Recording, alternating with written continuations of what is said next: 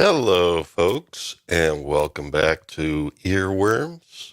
If this is your first time, welcome to Earworms, where just like bookworms love books, we love ears. So, without too much ado here, I just want to welcome some of the new subscribers to the channel. Last week's Tonium episode brought us about 25 new subscribers. The video received like almost 1,100 views in a week, and we're grateful for that. Thanks for joining us once again. Tonight we're going to be looking at the Voder, V-O-D-E-R, the Vocoder, and we will look at some of the aural perception and music-related works of the great Hermann von Helmholtz. So with that in mind, we will start with a little bit of a mental exercise after I introduce my colleagues, beginning with, well, let's just say this man's royalty. He's a tinkerer, a builder, a maker, and a body shaker. Mr. J. Goodwin. I have the death sentence in 5 systems. Well, that's something to be proud of. Well, so I'm going to... They've heard my music. Well, I'm going to join you in avatar mode here. I used the green screen tonight because behind me in the studio, things are a little out of order as I'm rearranging things. So anyway, let's go into stealth mode. And next we have, many of you know this gentleman already, but he's a connoisseur of fine banjo playing, some fine square wave synthesis, and film soundtracks that overutilize home on the range as leitmotif. Please help me welcome 50 Shades of Adam Gray. Hello, Internet. Hello, thank you for having me. Yeah, so that was a great movie this past Friday. It was a movie. The banjos didn't follow you, did they? No, we're Steve Martin free here. Oh, thank God. There's something about it that was just endearing. The soundtrack was, I don't know. Yeah. Chef's kiss. Heard one. Just Go put ahead, music Jay. over something and we'll go with that. Like there was absolutely no rhyme or reason to it. Yeah, Jay, you were about to say something? No, I was just like it was a chef's kiss, truly magnificent. Yep. If anybody wants to know, that is called Time Warp from 1981. And if you go to @BRoll Stage on YouTube, it's the most recent live stream from Friday night. Basically, they kind of riff on the movie, and we had a great time there. Chat here. Okay. Suffering from a Windows update, so carry on, gentlemen. Okay, well, what I am going to do is begin with a little mental exercise. We'll be getting on to the Voder, the Vocoder, and Hermann von Helmholtz shortly. But I was thinking about some things, and one of the things that crossed my mind was the perception of musical styles from, different generations. And it struck my attention that the wonderful year of 1984 is now 40 years behind us. Mm-hmm. So I was looking at what was something that you could say characterized the year 1984 musically, what characterized the music today in 2024, and what characterized the music of 1944. All these exactly 40 years apart. And I consulted my good friend called AI and did a bit of an internet search. And we came up with a little bit of a paradigm here. 1984. Nothing says 1984 quite like 1984. the album 1984 from Van Halen and Diamond David Lee Roth at the time. I was more of a Hagar guy after that, but I'm in the minority there. See, there's Van Halen, then there's Van Hagar. There's two different things. Although I did see Van Hagar in concert. Yeah. And Sammy's still going strong today. Unfortunately. Yep, and David is still annoying people today. Yeah.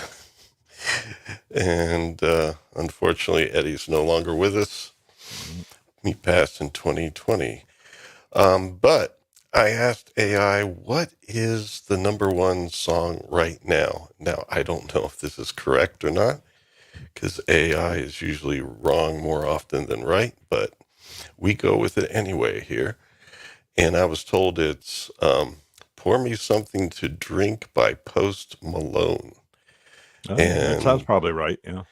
Yeah, and it kind of surprised me because then I went to YouTube, watched the music video, and I was like, well, maybe some of the youth today might be into it, but I'm not quite sure. But anyway, and then I asked, for the hottest music in 1944, and there was a number of singles by Bing Crosby that were big in that year, and the one that I'll be showing you a little bite-sized sample of is Swinging on a Star.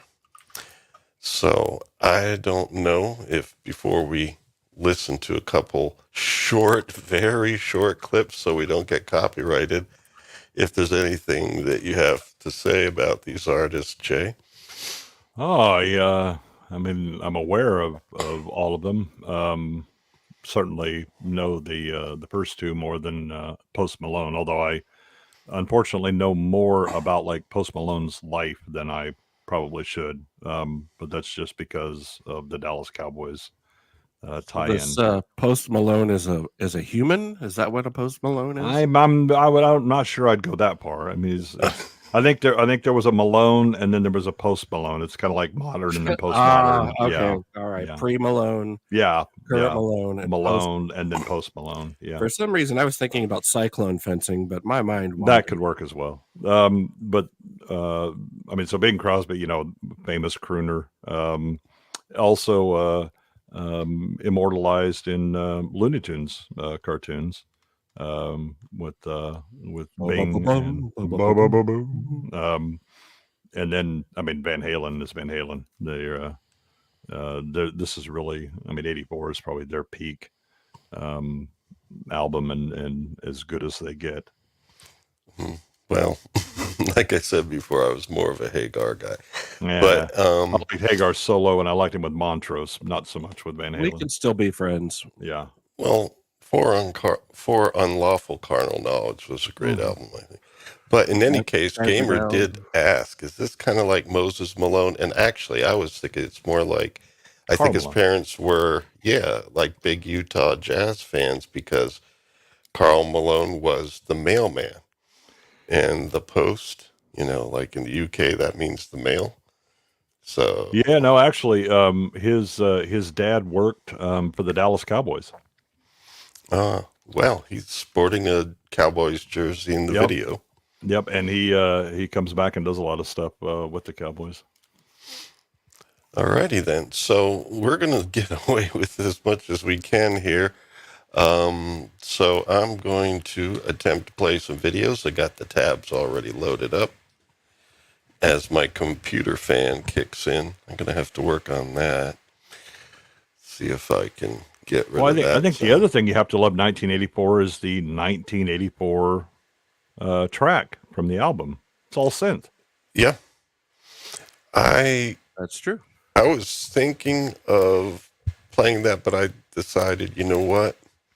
I think we'll just do a little clip of Jump because the mental exercise here is, I was thinking, anyone that's like in the new generation today, say they're teenagers right now, if they were to hear Van Halen Jump, it should be like what we think when we hear Bing Crosby.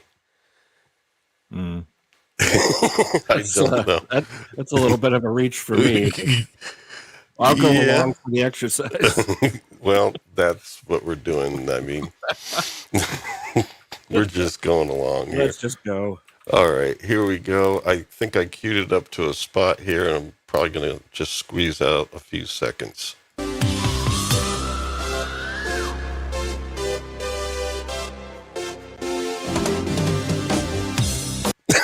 That's it. That's probably about as far as you're going to get. Yep. Yeah. That's about as much. So as you anyway, there you go, folks. I didn't enlarge it, but now I did. But looks like I can't mute it and just show images here. Oh, wait a minute. Maybe I can. Behold. There you go. There we go. Because seeing is believing. And so in 1984, this is what was on our minds. She's beautiful. Look, cocaine is a hell of a drug. Yeah. Without the sound, it's like, There's actually a hilarious mix of, I think it's ABBA and Van Halen's Jump. God, what is the ABBA song? Anyway, there's a great guy that does mashups called Wax Audio. Look him up on YouTube. He's done things like the Bee Gees and Pink Floyd mashed up, and it remember that works. stuff. It is impressive. all right, there we go. So at least you get some impressions. If anyone in the audience, and I don't think there are any, that are from, shall we say, Gen Z. And I guess Gen Alpha is just like 2 or 3 years old right now or something. I refuse to admit that there's a Gen Alpha. And if there is, I'm not calling them that. Yeah.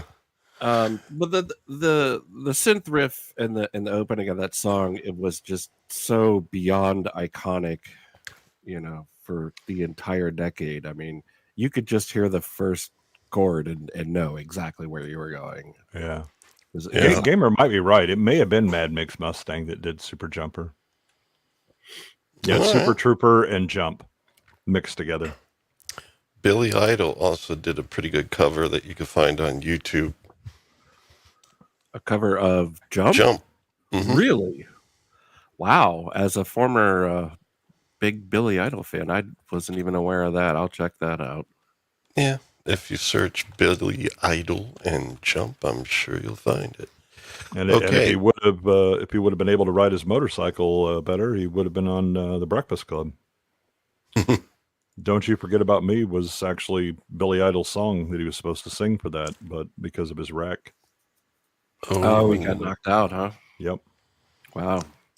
Okay, now this is a little dangerous. This is supposedly the current hit song, but just so people who are like me that don't really know much about the guy, here's a little taste. Know what I mean, and y'all know how it goes when it's up on a Friday. There. I think you get the idea. That guy is cosplaying my family. Yeah, that's actually kind of an odd genre pick for Post Malone, because he's actually usually much more like ballady hip hop. I thought he was the hip hop guy. Yeah.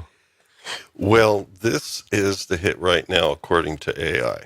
Okay. And so it did catch me off guard when I played it. And he has a guest artist with him there. I forget his name. Yeah, he might be doing a crossover country thing. But that's a big thing right now. Could also be a Lesser Baldwin. If you go to any of the places around here in North Florida, you're going to hear the modern country genre all over the place. And so anyway, there you go. It's Mr. just Brown has arrived in the chat. Mr. Brown. And I would concur with Mr. Brown's evaluation of this song. What is it? It's bollocks. Yeah, I don't know this guy's material at all, and I'll just go ahead and make a snap judgment that this just looks like a cash grab, cash in nostalgia sort of thing. I don't know how old he is or whatever, but yeah, this feels pretty artificial to me. I saw the Dallas Cowboys jersey and Lamb. Yep. And so I think, Jay, you're probably the best person to talk about that a little bit. I mean, CD Lamb, the number one wide receiver for them right now. Oh, okay. But I saw the jersey and it was like, hey, they were big in the 90s. Yes, He's they got were. my lucky number on, but other than that, They were big in the 70s and the 90s. Oh, yeah. I remember both eras. So when I saw that, I'm thinking about right now. I'm like, wait a minute, this is taking me back. Mm-hmm. So anyway, and probably I now need to switch over to the next video here. Yep. And would you like to swing on a star? Carry moonbeams home in a jar. And the thing is, I wish the numbers were in order here. Oh, there we go. do yourself a favor, kids. Check out Bing Crosby before you check out Post Malone. Yeah, that's probably better. Well, I don't know. When that name came up, I was happy because I was like, I kind of grew up hearing a lot of Bing Crosby. My father was World War II generation. He fought in the war, and he had. Sorry, I wasn't laughing at you. I was laughing at Mr. Brown. Sorry. Yeah, my father was 53 when I was born, and he had fought in World War II and stuff. And Bing Crosby, Glenn Miller, those were mainstays in the record collection. So I grew up with a bit of an exposure to this, but the premise I wondered is, if it was going to be like Benny Goodman or something like that, you know, Jump, Jive and Wail or Stomping at the Savoy or... Goodman would have been my first guess. Yeah. Well, I went with the year 1944. Yeah, because Glenn Miller would have been dead. Yeah. And Benny Goodman, his heyday was in the 30s. I think they were still going at this point, but I think he might have switched to like the trio kind of jazz set. I was thinking like Stomping at the Savoy. It seemed like it was released later. I know he was like performing it in like 38 and 39, but I was thinking that it actually, because the war, the record itself wasn't actually released until later. Well, in the year 44, Bing Crosby had this as a hit, as well as Don't Fence Me In. Oh, yeah. And so here we go. I think we might be able to play this a little longer because it's not the actual album recording. Come down to rehearsal. Now, if you just take your places, you'll see what we can throw together. You ready? From the young ladies, first I would like to hear a nice, round, musical A. You ready? Hit it. Oh, you're cooked. How about the boys? Could you give me an athletic A? You feel up to it, old boy? Let's knock it. You ready? I think I detected a clinker in there somewhere. I better take a hack at it myself. Stand by. Oh, would you like to swing on a star? How'd you like to carry moonbeams in a big fat jar? Or be better off than you are? Or would you rather be a ham? Fantastic. Well, the song actually has a number of cues like that. One of the lines is, wouldn't you rather be a mule? Yeah. So I paused it for copyright, but I think I could play a little bit more to hear what this young gentleman contributes. A ham is an actor who believes he's adored. Just missed the Academy Award. His head gets bigger, and his smile does too. That's the only kind of acting he can do. So right. So I don't know what this is from, if it was a TV special or a film. I'm pretty sure that's a movie. Yeah, that's a film for sure. Well, you're going to have to look that one up for B-sides. Yeah, no auto-tune on Bing. Well, even on this degraded copy, the warmth of his voice is just comes right through. Yeah. Well, and Bing was kind of, I mean, there's the generations change as to what they focus on for singing. And Bing was like baritone into lead, And then, later on, it's much more tenor, leaning, very high male voices. And that goes like through the 80s. Not a lot of baritones singing there. 70s, you got a little bit of mix depending on who it is, like Bad Company, the singers at least, more on the baritone end of being a lead singer. But yeah, the crooners, I mean, they can really do it. Now, Sinatra was a little higher than Bing was. Yeah, his later years when his health was going down and his voice was going with it, he dropped a little lower. I think I watched him on Carson rerun recently, and it was a little bit painful till he got warmed up. His second number was great, but his first one was a little rough. Yeah. Yeah, and that collab with David Bowie on Little Drummer Boy. The Little Drummer Boy. Yeah, that's a classic. Yeah. So anyway, I guess the premise I was thinking, and I don't know if it works, but hold on, I'm clicking the wrong thing. There we go. That's a so I was thinking to the kids today, David Lee Roth and Van Halen would sound kind of like Bing Crosby sounds to us. And perhaps that doesn't quite work. Because I think right now. Well, I think there's an interesting, much like we were talking about with instruments and how, we encounter the Tritonium, and it's like, we're 90% of the way there, with synth and things like that. The radical change, you kind of have, so you the jitterbug and swing dance, of the 30s and 40s. Then you have kind of it just drifts along, kind of doing the same thing. Then you have rock and roll, blues hits in the mid 50s, and that goes until 63 or something like that, right? You get the Beatles come in, but they start out really kind of doing the same very rock and roll kind of thing, right? Yeah, group, yes. Right. Then we start to get drugs. Well, that and in the early 60s, you also start having novelty acts. There's a ton of like the Monster Mash and stuff like that, right?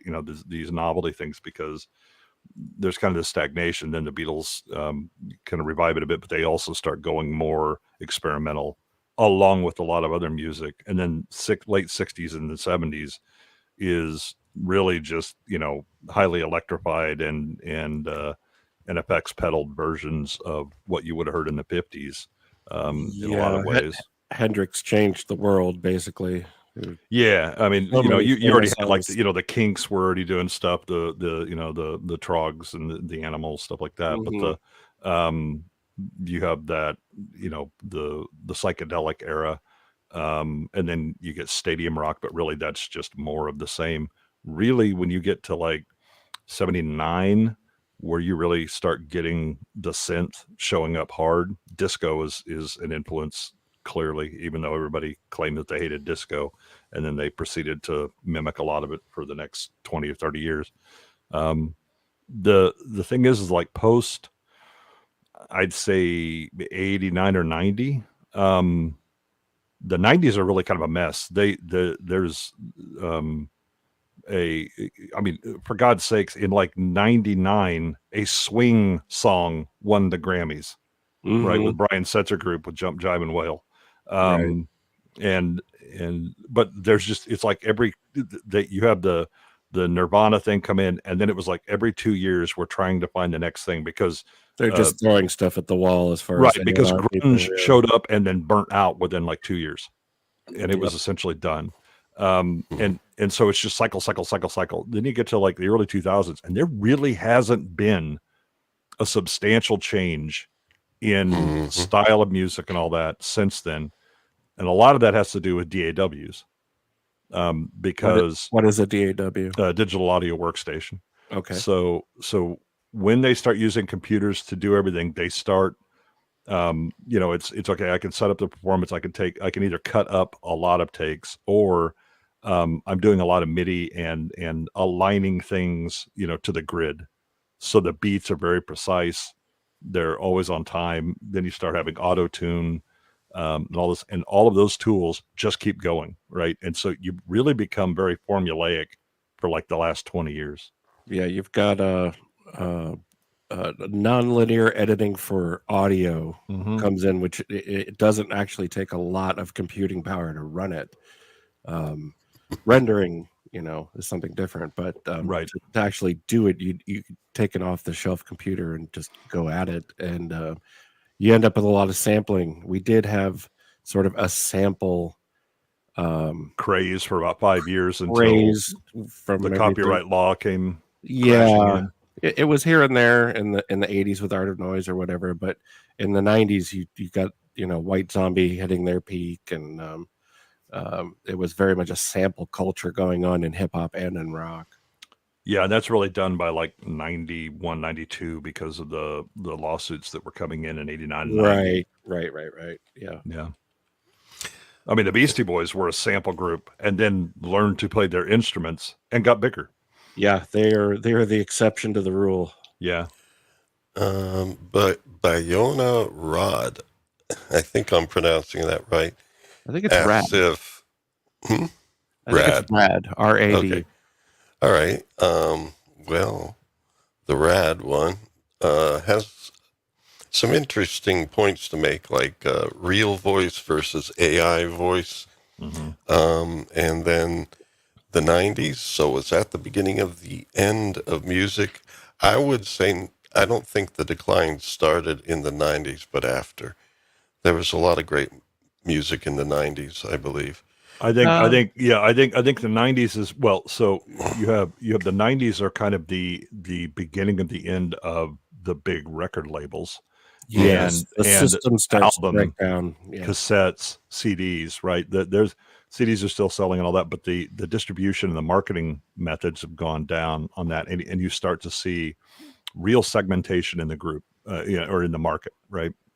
That there's not the generic pop culture song nearly as much, because again, you're cycling through stuff, and there's not a genre that people stick with, right? So like in the 80s, if you were a heavy metal guy, you were a heavy metal guy, Right. and that's if you were what punk, you were punk. You didn't Right. mix with heavy metal. You didn't Right. mix with hip hop. right. That was going to be a fist fight. Yeah. The by the 90s, it's like hitting shuffle on my MP3 playlist, right? Yeah. You don't know what's going to come up next and what's going to hit or not. I mean, you have Chumbawamba and the Bird Pipe coming out at the same time, right? and one of these things is not like the other. And we had a very mail based, and I mean MAIL, post office based independent scene in the 80s, where we were all sending tapes and singles to each other, and fanzines were happening. In the 90s, where this technology starts to get feasible off the shelf, later 90s, you have hip hop running on a parallel track with all these other rock and other genres in their basements, learning how to produce a decent sounding product that you don't need a studio for and whatever. And I think the 90s are one of the best time for independent artists. Yeah. I really do. Yeah. The tools finally become accessible to the everyman in a way that you couldn't have before. And I mean, you have entire genres that are built off of what's the cheap Roland product that's in the pawn shops that was a failed product, right? The 303s, mini discs for backing tracks, mini discs, and then CD burners, and then MP3s with Fraunhofer, coming up with the MP3 standards and that codec. And then you start having online distribution because the internet has come on. The ability to build communities around small bands is much easier. And so you just kind of have this explosion of a whole bunch of independent, different styles or whatever. And the reason it's successful is also sowing the seeds for the doom, the oversaturation of it, pop music, of the splintering, and everything becomes a niche, and there is no kind of overarching pop culture. Yeah, the label model, the traditional record label model starts to crumble like a traditional movie studio. Right, and they And start doing the same things that the movie studios were doing. They start consolidating. yeah, Yeah, vertical integration. Well, and horizontal as well, because Sony Yeah. BMG is buying up everybody, and yeah, there's another thing that I think about a lot is by the mid '90s, we start to see the rise of the soundtrack as its own sort of form, the soundtrack to like Tank Girl or Brainstorm or whatever that movie was called, where The Crow, where you have compilations of singles from more obscure bands, and a lot of times these um, albums are eclipsing the actual movie right. in a big way. Certainly from a cultural impact standpoint. Yeah, certainly. Yeah, and you kind of have the inverse of that. And like, if you look at 1980s Flash Gordon, the whole reason that movie has any chance to make money at all is because Queen is doing the soundtrack for him.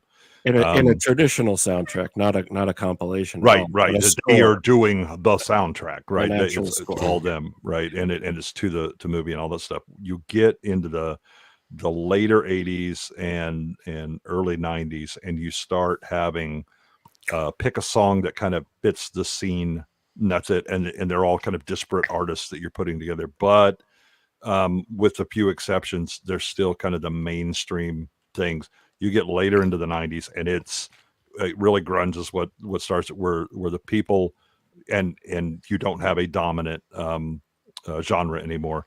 People are just picking stuff out of everything, and they would go back, and you would have Little Richard and obscure punk on the same soundtrack somehow, and it works. Do you remember the Judgment Night soundtrack? Yeah. Where every track is a traditional like hard rock band mixed with a hip hop style artist. Yep. Oh my gosh, that was mind blowing, and basically the barriers come down on genre at that point. Yeah, well, Pump Up the Volume. That soundtrack did a much better, I think, than the movie did, and introduced a lot of kind of odd genres that people weren't used to hearing. But yeah, there really is this explosion of independence at the same time that the radio stations have stopped being nearly as useful relevant, because you're having consolidation in the radio business, and everything is being done satellite.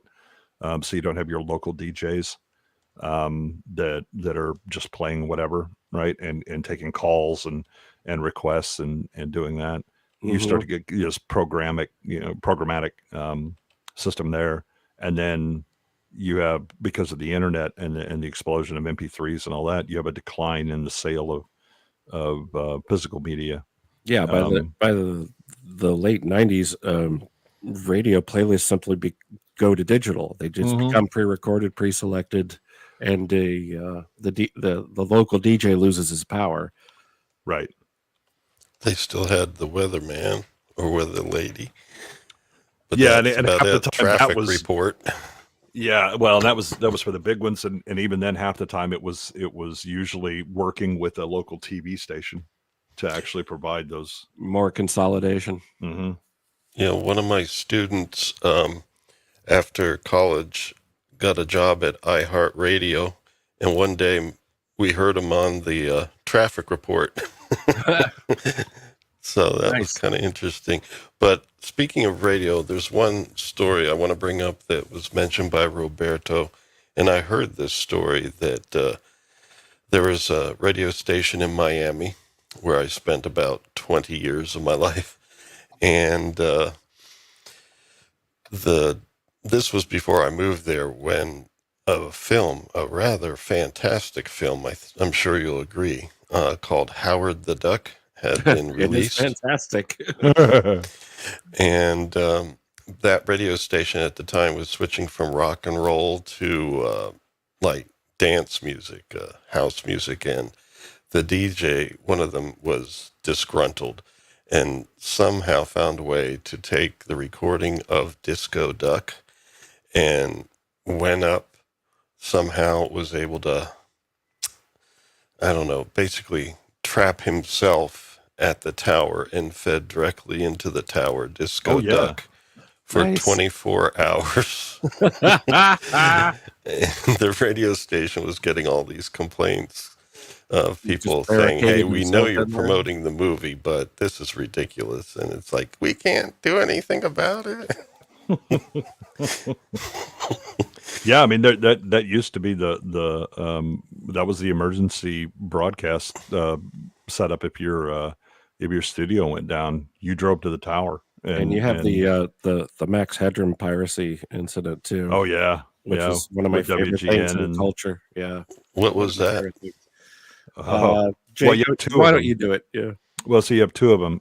You have Captain Midnight, who breaks into HBO's satellite broadcast, and does some overlays and stuff like that. But the more interesting one is, I believe it was in '87 or '88 in Chicago, on WGN during the news broadcast. They have kind of this fuzzy interference thing in it, and it's a guy wearing a Max Headroom plastic mask. Yeah, like a cheap kind of store mask. Yeah. Moving back and forth, but then it kind of goes out, and they're like, we don't know what the hell that was. Other than I think the only thing you could hear on that particular break-in was that whoever the sports reporter guy was an idiot, and then that it cuts out. Well, then I think it was maybe 20 minutes later, on the PBS station that shared the broadcast towers with WGN. They had a break-in for about 5 minutes, and this guy is he's got like a corrugated aluminum behind him that's like moving. He's like it's spinning like, to replicate the right to replicate on the Max of the Max Headroom, right? With the we would have the geometric patterns going behind him, and he is doing all this crazy stuff and whatever. And finally, they managed to block the signal. They have no idea to this day who it was. They don't know who it was, but I think they sussed out how he did it, which is you're working on a system of relays where the station is just making a weak broadcast to a massive tower. Right. You have so WGN and the PBS station both are broadcasting to the same main transmit tower. Yeah. So this guy manages to position himself in between and overpower the signal from the small broadcast studio. Right. Take over the frequency in the middle. Right. Yeah. Great stuff. The perfect crime.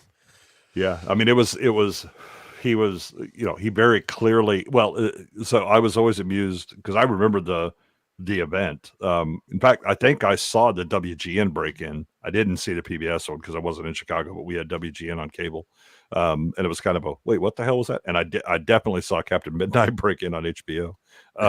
But afterwards they were like, well, I mean, this had to have been highly trained or whatever. It was like, because Ludacris, and I was like, I don't think you understand how democratizing technology has been. You can go out and ask somebody, they had the 9-foot K-band satellite dishes, in people's yards. And if you take that and you already have your LMB on that, right, and broadcast with that, you're going to overwhelm whatever smaller dish is going from the studio. And there's no security, right? Because they just don't even conceive that somebody could do this. They conceived of it afterwards and started, dealing with it. That's why everything is encrypted now and all that. But that's the other thing, is that the technology was just rolling so fast in the 80s. That you have MIDI in 83 and we still have MIDI today. I know, by the way, it's the same MIDI standard. They have 2.0, but nobody really uses it. But the music, the ability to manipulate sound, samplers, and all that, right? All of that happens in the 80s, and there Drum really machines. isn't Yeah. a huge technological change, with the exception of the DAW, and that's really just a refinement of what has already become a very electronic means of making music. And so I think that's why you kind of have this between the the fall of the major distributors and the record companies and their relevance in pop culture, and then that democratization of technology. What we end up with is essentially a song that was made in the late 90s could very easily be played today, and no one would realize that it was 30 years old. Yeah. Right. Yeah. There starts to be sort of a homogenization of production, and you've maxed out on the quality of your recording. yes, for sure. Those early MP3s were pretty rough, 64 bits or whatever, but they quickly escalated along Moore's law, and 320 BBR was rolling just within a couple of years.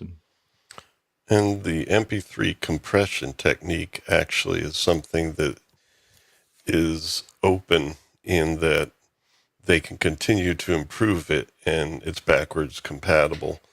So right. Well, but it wasn't at first. So the MP3 audio codec and the means in which that was done by Fraunhofer Institute in Germany, and they owned the rights to that. And so what they did is they were generous with playback. They didn't charge licensing fees for the playback algorithm, but they did for the encoding. Mhm. The problem is it's on a computer. We'll figure it out. And so very quickly there were MP3 encoders everywhere that were not Fraunhofer licensed. And while they made a feeble attempt to try and regulate it, once the code is out, the code is free, and so they just gave up. Yeah, but I mean that basically it was made that it could grow and improve over time. Yeah, I mean it's older devices. It's actually a substandard of MPEG-1.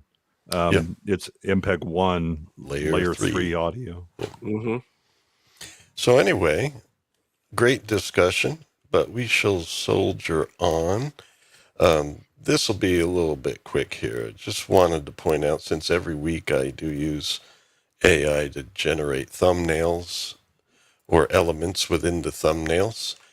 Later, we will be talking about Hermann von Helmholtz, and this is what AI gave me when I requested a picture of Hermann von Helmholtz, and I did not ask for 3.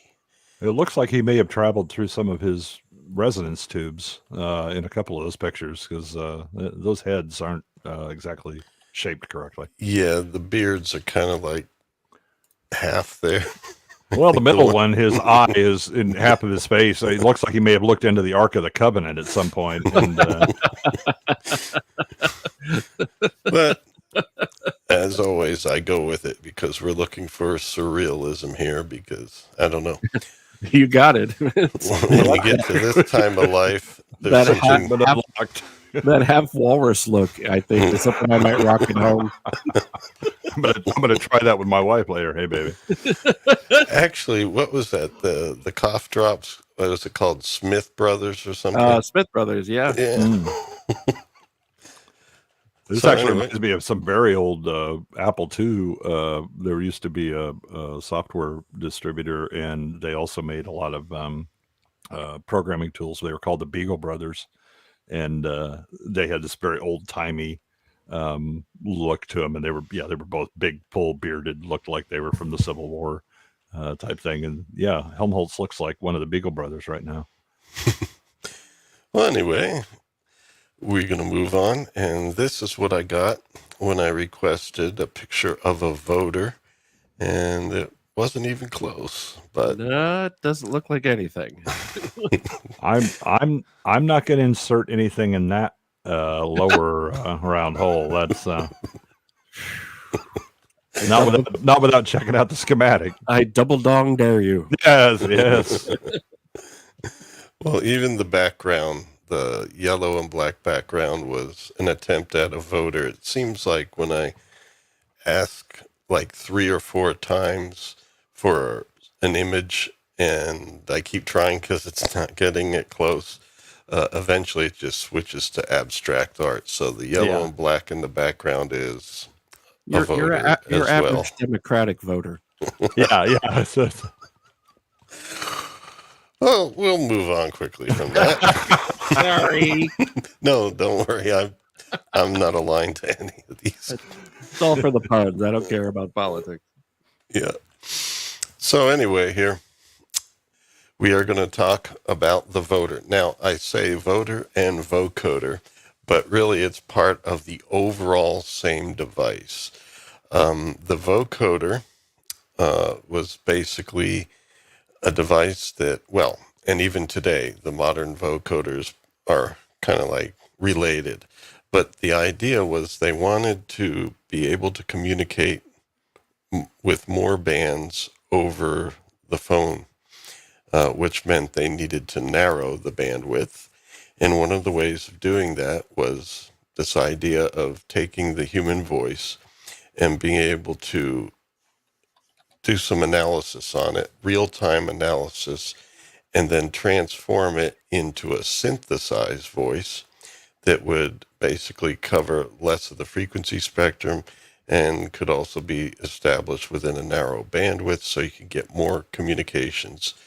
As well, it was desirable for security reasons in, trying to sneak some signals past. And also it was, just part of the desire at this time to really move forward with the technology that was exploding. The research was started in 1928 by Homer Dudley, who worked for Bell Labs, and the research culminated in the creation of the vocoder and the Voder in 1939, and it was demonstrated at the World's Fair in New York at that time, as well as an event soon afterwards in San Francisco. And we're going to see a video soon that is a demonstration of at least using the Voder aspect, which was the voice synthesis aspect. What a beautiful console interface she's got there. It looks like she's about to take the UFO back to the home planet. That's Yeah. gorgeous. That is not a bamboo saucer. Well, you were there. You would know. I'm still there. Yeah, and let me see here. That would be video number 4, I believe. Do I have it? I better have it. There we are. And so we're going to watch this video. I don't think there's going to be any copyright issues with this because tons of channels have this video up. And this will be the main video you'll find when you search for the Voder.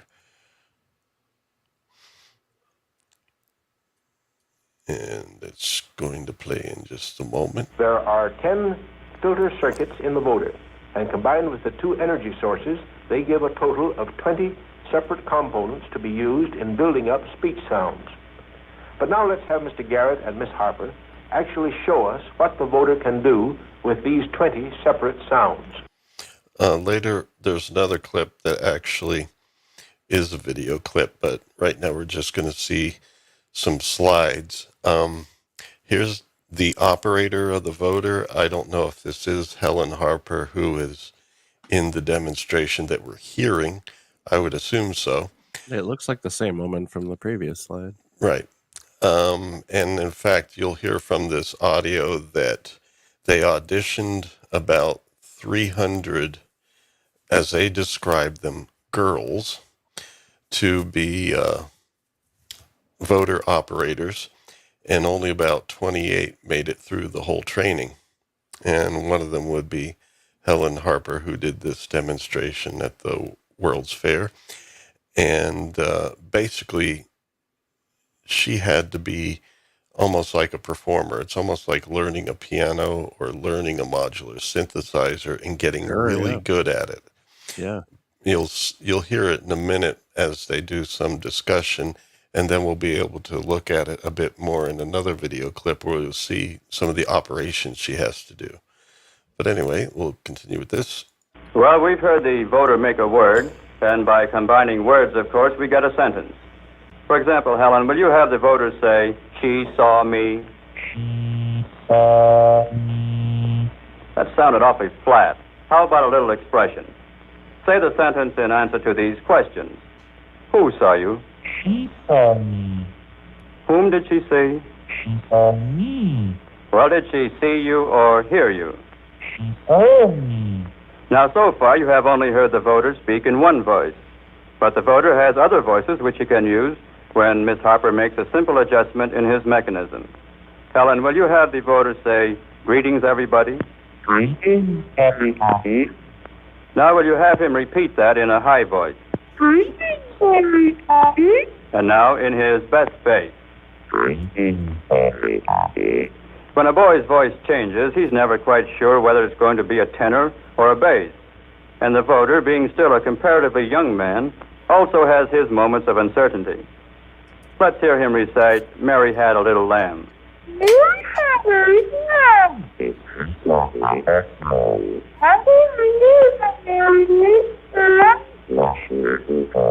Gosh, voter, you sounded awfully dismal. Snap out of it. Let's hear you laugh. Okay. A minute ago, I said the voter was still a comparatively young man. But that last laugh of his makes me wonder whether I might not have been wrong. Do you really feel as old as you sound? Yes, I feel very old. Well, I certainly feel sorry for you. I'm going to pause there with this fine scripted dialogue. I just want to throw one thing out there. That I love that the presenter is referring to the voter as he, as if it's anthropomorphized. Yeah. Yeah, when everything's being performed by her, really. Yeah, right. And yeah, so I want to just address Bayona Rad's comments. So no, it's not actually. What this is it's an attempt to compress. It's an attempt at compression, and the way that they're doing it is if you think of like speech to text and then text to speech. The operator, that woman, is doing the speech to text and then actually like having to key in the phonemes that then get transmitted and would then be reproduced with that mechanical reproduction of the phonemes. And that's what you hear talking. So it's nobody talking into it that's doing it. She's keying those phonemes in real time. So this is the technology that you're seeing ends up showing up again on the desktops in the late 70s and early 80s. And like Stephen Hawking is using something that's very much not dissimilar from this. And there's no microphone here. Right. Yeah. No, there will be in another example coming up where the vocoder and I would say it's a different type of voder are working together.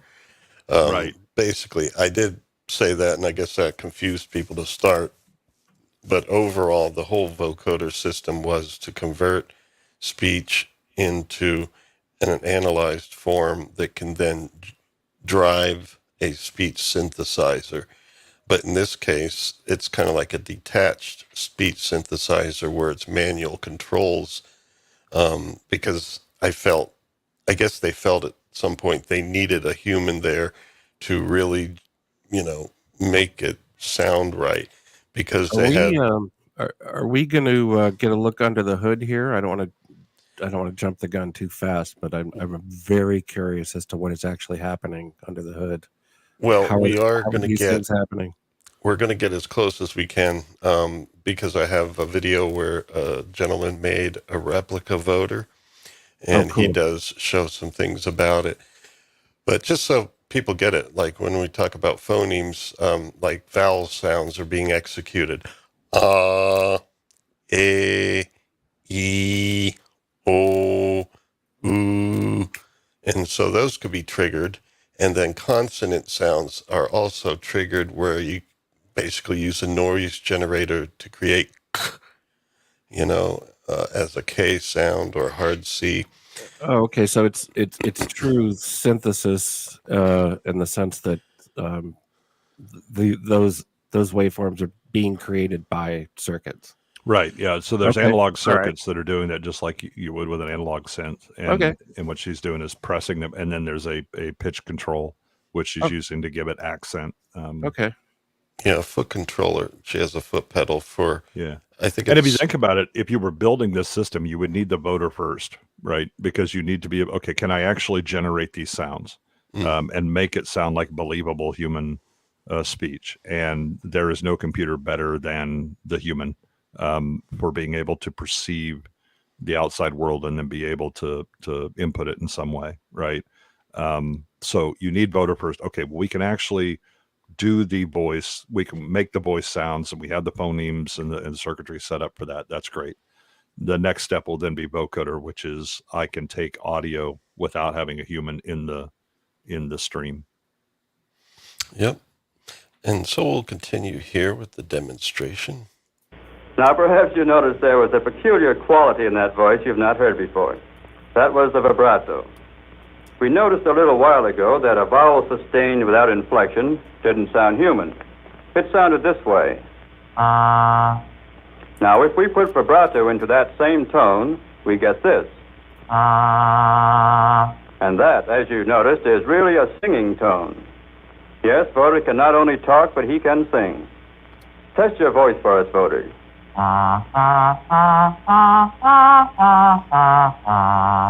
And now she's using a foot pedal to get those pitches. There's no keyboard. So she's using her muscle memory and her ear to get pretty accurate pitch.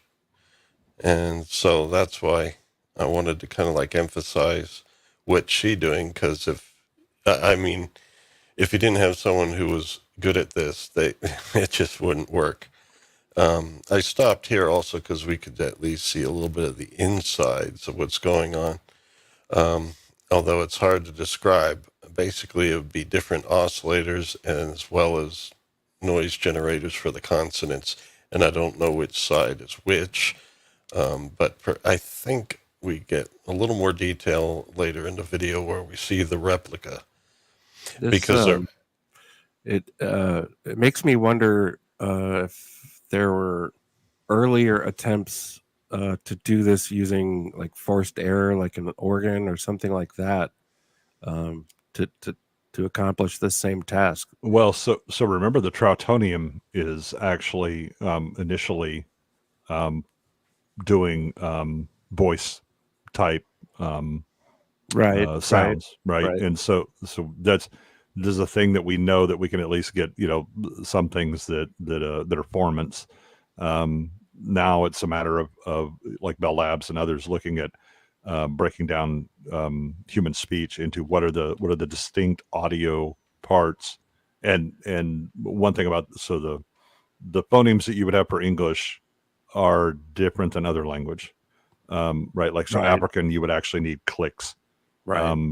Tongue clicks and things like that. But yeah, this is. I'm just wondering if you could change the medium, to use something like pneumatic tuned tubes or something like that to.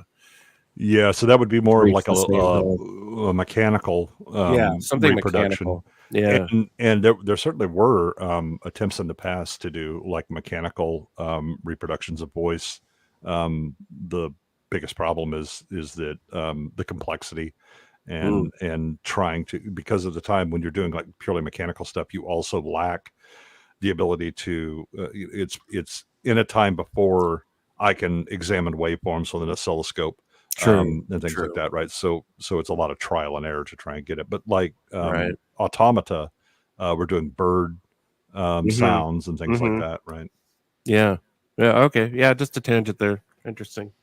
Yeah, and we're gonna go on. Like Bayona says, this is pretty futuristic for 1939. Yeah. And so here we go. Well, if you've quite recovered from your mood of depression of a few minutes ago, suppose you sing a song for us, will you? Yes, certainly. Well, how about Auld Lang Syne? Auld Lang Syne? Okay. She called the lantern before I never going on. She called the lantern before I'm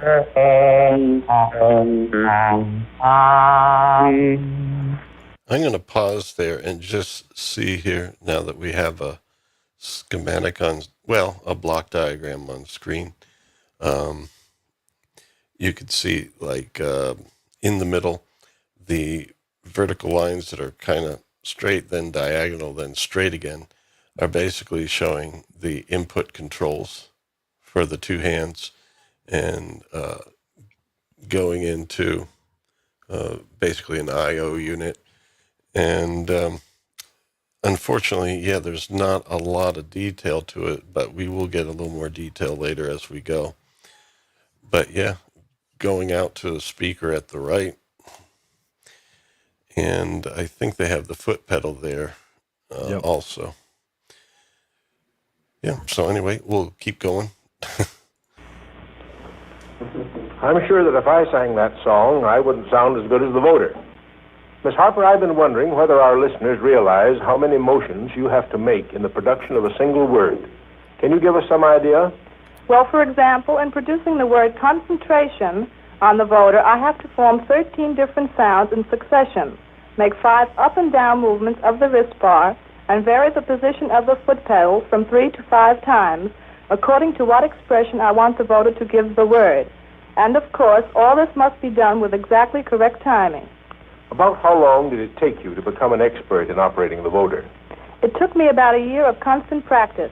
This is about the average time required in most cases. How many girls are there who can operate the Voder? The company tried out about 320 girls, and out of this number, 28 girls finally became expert operators. Well, that seems like a very small number. Just why is that? I can answer that, Dr. Caldwell, but Notice how he's calling her a girl. Oh yeah, very common and not automatically derogatory, really. No, but yeah, it was a different time. The funny thing, the reason is probably that she's not married. Ah, good point. Actually, yeah. Yeah, all right. There is a social implication there. But in any case, it's one of those things where I'm not sure how it happened, but it was kind of like defined at the time in some way that women would be great phone operators. And at the same time, they were kind of not being included in radio very well because there was concern about the pitch of the voice and all that. But to be fair, it wouldn't be unusual to refer to a work crew as boys or a platoon of soldiers as boys. That's true. So it goes both ways. It's not automatically derogatory. It's just something we're hypersensitive to now. Yeah, the other thing is that so women have a long history of being involved with technology. So the word computer originally referred to women who were doing calculations. They were computations, right? And so they were computers. And so like a lot of the calculations then at like Los Alamos were done by women. And so if you look at like this, you would have gone from like the steno or secretarial pool, because these are people that are used, and especially court stenographers would be used to cording with their hands, not just typing individual keys, right? So they would know shorthand. So they're already used to like a symbolic way to shorten or, describe language without writing it out. If you were a stenographer, you would be using a court stenographer, typewriter, but it's not actually a typewriter, right? It's a cording system that's very like shorthand in the way that you do it. So they would already have these skills. Mm-hmm. And the one thing, the reason that women were used pretty regularly and were preferred as computers is that they were more detail oriented. Well, yeah, I believe it. I every time I hear that there's this sort of stigma about women not being good at math or things of this nature, I absolutely do not buy it. I don't buy it at all. Well, and then women are exceptionally good at and again, I'm not denigrating. I'm just saying repetitive tasking and well, and I mean the first computer programmer is Ada Lovelace, and she Babbage is the one that comes up with the idea of the mechanical computer. She's the one who figures just in her mind, because, oh, by the way, he never built it. She's thinking about it and starts to realize, once you turn things into like these mathematical problems, all of a sudden you could do things like music and all that. She purely in her head, she's realizing the implications and coming up with basic ideas of how you would do this mathematically, right? That she is the programmer. Yeah. So it may sound strange to our ears, but I think contextually, historically, there's nothing bad going on here with referring to the girls. In fact, that's true. The boys in the band, right? And by the way, if you come in men, right, that's a more formal, distanced way to address. But if you go, "Come here, boys," right? There's an affectionate term to that we're all part of the team kind of thing, right? If it's "and these fine women," that's a very distant, whatever. But okay, come over here, girls. We're going to do this. We're going to work on that. Yeah, we're going to have the girls from the office come over. Exactly right. I asked Barbara in the chat about this documentary that we watched, which is extraordinary. And it's up on screen now, The Lost Women of the Manhattan Project, which is a documentary about the female computers that worked on the bomb and how they were just absolutely forgotten in history. Yeah. Well, they weren't, because I mean, I knew about them in the 80s, but I was a programmer. But you know everything. Well, there's that, and then also I was alive, at the time in Los Alamos. But the other thing is like the original ballistics charts that the British would use, and then later we put together for different artillery shells or whatever. Almost all of those calculations were done by women. They were called calculators then. Yeah. Let me just say that if you aren't a coder or involved in mathematics, that you would have never heard about these women. I certainly never had. Yeah, if you're operating under the delusion that women have not been involved in math, that will very quickly dispel that. I hate that stereotype. It really bothers me, because even in grade school, I knew that the females in the class were very good at math, and it's sort of this weird myth that they're not. It's more about, I mean, in many ways, choice, that not as interested, not as driven. I mean, the one thing that you can say is that women, at least as far as like Nobel Prizes and great breakthroughs in higher theoretical mathematics, may not be as represented there, but they are far more involved in the actual grind of math. Crunching the numbers, yeah. All right. Well, between the two of us, my wife is the one that does all the electronics. She makes her preamps and cigar box guitars. Well, and Fiona teaches physics, in Princess Fiona. Oh, wow. Brownish Channel. She's a physics professor. Yeah, when we're at market events, a lot of times they ask, "Oh, so you made this?" And I said, "Nope, she did." It's funny how I always get asked. Yeah, well, that's usually because they go, only men would be so obsessed with something so silly. Who else would waste time in the garage? Yeah. No, so anyway, we'll soldier forward. We're about to hear from Mr. Garrett, who I guess, once again, the language is a little bit weird, but maybe we'll be able to forgive him for it from being from 1939. But he's the one that kind of like tested out their skills.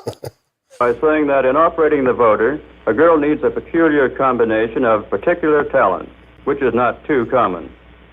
Mr. Garrett, does the Voder speak any foreign language? Oh, yes, the Voder can talk practically any language that its operator can talk. Well, suppose we try a little French on the Voder. Can he say, "Parlez-vous français"? Parlez-vous français? Splendidly done. Merci, monsieur. You see, Doctor, the Voder can do practically anything that can be done with a human voice.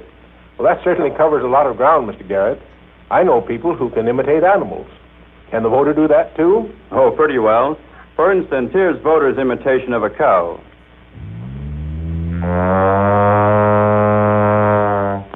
here's a pig.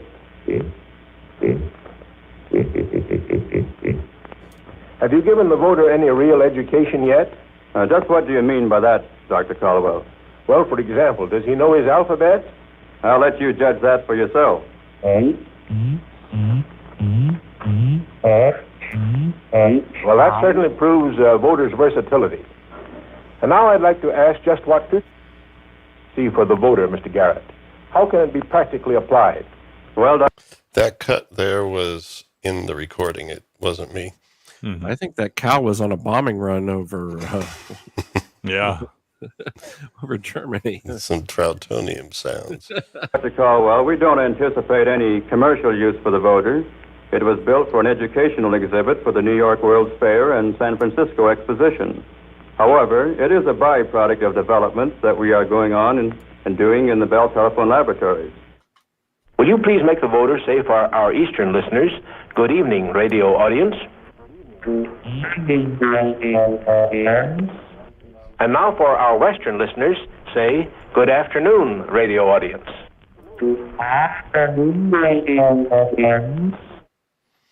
Okay, so that is that demo. And let's bring up the slides again. So that is the demo you'll find. And then here's a shorter clip that you can also find on YouTube. I do have all these links down in the description. And let me see here. I think I have it ready. Boy. I think we're on video 5 now. The voter. No, I think I closed the wrong one. Bum bum bum. Well, so the technology is being shown here in the way that it's making sounds or whatever. The product that most people would be most familiar with, certainly from our era, that is a very close analog, is Speak and Spell. Mm-hmm. Yes. Because those weren't recorded clips or anything like that. They were phonetically, the TI chip that was used for there was actually designed to mimic the vocal tract of a human. And then you put together the different sounds and closing of the throat and things like that, and that's how it spoke. Please spell the word. Yeah. Bam, bam, bam. I used to be Hello. able to do that better. But anyway, here is the other clip I wanted. The machine uses only 2 sounds produced electrically. One of these represents the breath. The other, the vibration of the vocal cords. There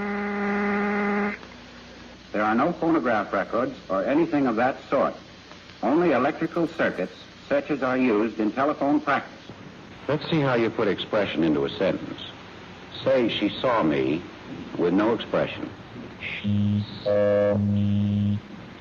Now say it in answer to these questions. Who saw you? She saw me. Whom did she see? She saw me. Did she see you or hear you? She saw me. So I wanted to include that so you could at least see the hands operating it. This is a marvelously complex instrument. That is absolutely amazing. It's so the great thing is it's actually not an especially complex circuit setup. No, but the it is interface- really hurt. Yeah, the interface is very well thought out, but that's one of the things is these are people that are used to making practical things for humans that have to deal with things, right? You know, if you're an operator, working for Bell Telephone, the old I'm just going to pull plugs and all that was they were trying very quickly to get away from that and make things more efficient. But so one of the things she's doing is there's a bar there for her wrist. Mhm. That's what's actually doing the accent. Mhm. Where it does the she saw me, right? She's pushing down with her wrist while she's also chording in the She saw saw me. Yeah. She saw me. Wow. Yeah, but the foot pedal was pitch, right? For Right. some of the, yeah. But this is kind of like the accent also triggered a little bit of like a lift in pitch. Right. Right. But yeah, you could see how the hands move. It's like definitely playing an instrument. So when I say complex, I'm not referring to the guts. I'm saying just to the man-machine interface is. Yeah, it's a well thought out user interface. Wow. Oops, went too fast there. So now we're going to hear a recording. Unfortunately, I was not able to find any video for this, but this is the vocoder aspect of it. Interestingly enough, that presentation didn't have the chief inventor in it, but that was Homer Dudley. The work began in 1928 and continued till 1939, where he and Bell Labs patented it, both for the vocoder and the Voder. Although in most places you hear that the Voder was considered part of the vocoder, but I think the standalone Voder probably, obviously deserves its own treatment because I think it's the predecessor and the proof of concept. That again, if you have to know that you can produce the realistic speech electronically first before you then go and try and integrate, right? So you always slice your problem up into manageable pieces. So now we'll hear some of that integration. Unfortunately, we won't see it, but we'll hear it, and you'll be able to hear over time how the speech is being, analyzed, processed, and then executed. Speech is now being remade by analyzing a talker's speech for the fundamental speech information and then using this information to remake the speech with a synthesizing device. The entire process being carried out automatically and almost instantaneously by electrical circuits. The apparatus used has been called a vocoder because it operates on the principle of coding the voice and then reconstructing the voice in accordance with this code. The process consists of a speech analysis followed by a speech synthesis, and these have separately been subjects of study by many workers in a wide variety of fields. For example, philologists, phoneticians, elocutionists, laryngologists, and communications engineers.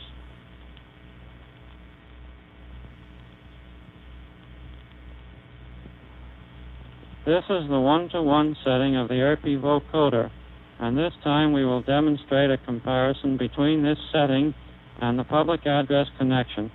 This will be done on test sentences first given on the vocoder condition and followed immediately by the public address condition.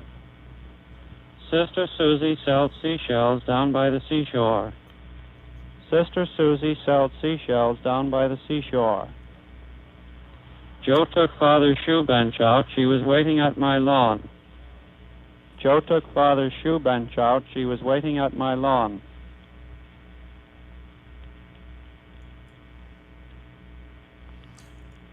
Now is the time for all good men to come to the aid of their party. Now is the time for all good men to come to the aid of their party. She shakes sheets down by the seashore. She shakes sheets down by the seashore.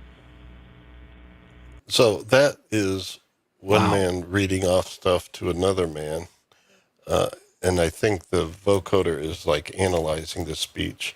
I'm going to move it a little further along so we could hear once the vocoder. So they're just inputting data at this point? Is that what's happening? I believe so. Although the first man sounds most like a vocoder. Well, yeah, his signal is not great. The first is not a man. No, the first? No, the first. So I think what they're doing is comparing what the input was and what the output is. That's and what they're showing the output first. And that first is the first voice is definitely the vocoder. Yeah. Okay. And then, the first one is the vocoder. Right. Yeah, I was like, man, they really. Okay. Wow. I didn't move it, so we should pick up where it left off. Yeah, it would be nice if we had a little video to see what was happening. Couldn't find one. That's all right. Hiss type energy, buzz for the voiced sounds, and hiss type energy for the unvoiced sounds, but only the buzz is kept at a constant pitch, and therefore we get a monotone effect. She sells seashells down by the seashore. Sister Susie sells seashells down by the seashore. Now we have the setting for a different pitch, which is somewhat higher than the original one we started with. This pitch can be set at almost any place by manipulation of the hand-pitched dial. And now we're going up a good deal higher. And this is the condition with the dial all the way over to the right. Now let us put the dial all the way over to the left. This is the low pitch condition of the hand pitch setting. Hello there, how are you? We were talking about the Beasty Boys earlier. Well, that Galactic Planetary. yeah, Battlestar Galactica's Cylons, the original Cylons, showed up there for that.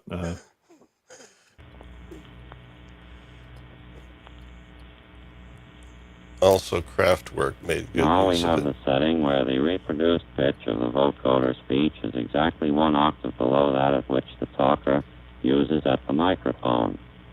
This condition sounds very well if we sing the little song called Barnacle Bill.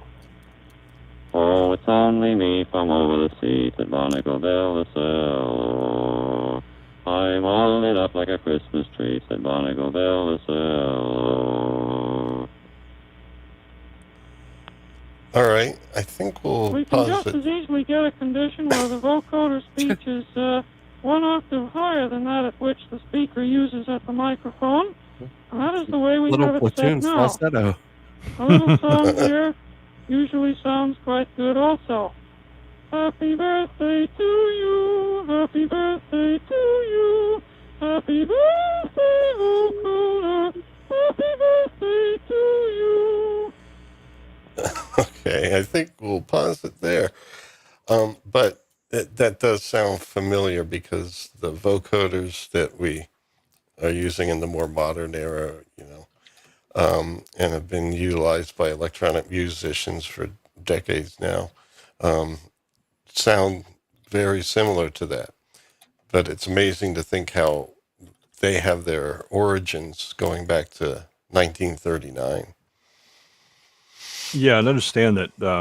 So this is purely analog, and there's no computing involved. This is just analog circuitry. We don't, in the telephone system, we don't see the digitization of voices being sent over the telephone lines until, well, their proof of concepts are in the early 60s. Right, with pulse code modulation. And so again, you've got 25 to or so years where this is state of the art, and it doesn't really get better than this. In fact, it gets worse when they switch over to digital. Digital takes a long time to catch up to analog, purely analog in a lot of situations. I mean, we were even in the 80s. We're looking at like 4-bit, 6-bit, if you were really lucky, 8-bit audio. We don't, with the CD you see 16-bit, but it's a very specific encoding system or whatever, and the cost of doing analog to digital and then encoding and sending over a wire was much higher than it was to do pure analog like this. Yeah, and CD had a lot of redundancy to make up for scratches and dust and so forth. Right. And that's the basic benefit of it, really. Right, but it's actually sending at a speed. I mean, you couldn't have played a CD over a telephone line, because of the bandwidth limitations. It's too much information. Yeah, well, you just can't switch fast enough. Yeah, right. Because when we go to digital or digitized sound on the telephone system, it's a 3 kilohertz bandwidth. Yeah, and CD was, if it's stereo, 88,200. Yep, 44.1 kilohertz kilohertz for mono. And those are channel, yeah. samples per second. If you take the bit depth of 16 bits, each one of those samples was 2 bytes. So it'd be like 176,400 bytes per second. Stick that in your telegraph. 176K. So, yep. Yeah, and that's so again, you have a system that's set up for 3,000 on-ops a second, and you're trying to shove 170 some thousand. Yeah. Guess one of these things is not like the other. Mm-hmm. So now I see this picture here, but there is somebody that I want to show beforehand. I did find on YouTube, and I encourage people to check out this gentleman's YouTube channel. I do have a link in the description to the video, so you can find the channel there. Let me just make sure it isn't the slide right after. No, it isn't. Somehow the slide isn't in there. But we're going to take a listen to now a video, and there is actually moving picture in it, which is nice. Oh my God. And it's a video demonstration of a replica Voder made by von Reinhardt, Vaughn. Reinhardt is spelled Rhinehart. And basically it's one of 3 Voders in existence, and all 3 are replicas. So there are no original Voders around right now, according to him, and I would defer to his opinion because he was able to build one. So here we go. I'm Vaughn, and this is my replica of the Voder, the world's first electronic speech synthesizer. The audio is One a of bit 3 low Voders for me. currently in Okay, let me see if I can do anything about it. Well, Okay. looks Oh, like that's it's all right. all the way up. I just think he's very quiet. existence, all of which are replicas. It took me over a year and a half and just a little under $200 to create my replica. Wow. However, the most difficult part by far was locating the information required to create it. The general operating principle of the Voder is well known. However, many of the smaller details, like circuit designs and functions of the switches on the front panel, have been lost to time. I had to do a lot of reconstructing in order to make my replica. Before I demonstrate it to you, I'm going to tell you a little bit about its history. The Voder was created by Bell Labs for the 1939 New York World's Fair. This is a picture of the exhibit building in which it was housed, and this is a picture of the exhibit itself. In the center on a podium, you can see the performance version of the Voder. At the time, Bell Labs was working on the Vocoder, or voice coder, a system that broke down speech, transmitted it over a long distance, and reassembled it at the other end. The vocoder saw use in the Sig-Sally system, which was used in World War II to transmit speech between world leaders in a secure manner. In addition, the vocoder is used today by musicians. The Voder is half of a vocoder. It's the receiving end. The transmitter is replaced by these hand controls that are operated by the player. This is a block diagram of the vocoder. As you can see, the speech begins at the speaker, is deconstructed, transmitted, and then reassembled at the other end by a device just like the Voder. My Voder is a replica of the practice console. The practice console was used by the operators to train for the performance at the New York World's Fair. This is a block diagram of the Voder. As you can see, the speech begins at the operator's fingers, where they use the wrist bar to select between the voiced and unvoiced, or hiss and buzz, noise sources. This sound is then transmitted through a bank of filters, each of which is controlled by one of the 10 keys on the keyboard. The sound is then output through a loudspeaker. Now let's take a look at how my Voder is constructed, and I'll show you the individual parts. Here's the Voder with all of its covers removed. Let's first take a look at the keys. Each key contains a potentiometer connected to a piece of wood for the key itself by a 3D printed knob. Which I'm getting a little bit of video lag. Here's I the don't know if wrist it's the bar. source. Below it is a micro switch, which switches No, I between think voiced and unvoiced Lawrence's sources. internet is betraying Here him. are the stop Okay. constant keys. These aid the operator in producing certain It's difficult playing back consonants. fine here on the drive, so yeah, it could be internet. It's your These StreamYard consonants are upload, difficult to yeah. produce on the voder, That's fine. and therefore a special set of keys was added. So were you able to see what he was showing there? He was showing some of the Yeah, showing the internal- keys and potentiometers and how Yeah, it's the frames are dropping, but we can see what's happening just fine. Yeah, we're just getting like big. I'm seeing big impact artifacting. But folks can check out the links below and view this video after the stream. It's on his YouTube channel. yes, it is, gamer, and there's nothing we can do about it. Yeah, it's the source. That's all right. The sound of the voder starts here, at the source board, where the hiss and buzz are created. As I mentioned before, the pitch of the buzz is set by a pitch pedal on the floor. This is a standard guitar expression pedal and is connected to the voder through one of these 3 jacks on the side. Also connected here are the power and the output. The energy from the source board is sent over to So, can I ask a question? His PC boards here, are those... I mean, I realize he's not going to be using the exact same components from the 1930s, but are these good correlation, the modern equivalent of what would have been going on inside of there? In 38 or 39, I would imagine that they were probably doing point-to-point wiring and not having a board, or the board would not be conductive.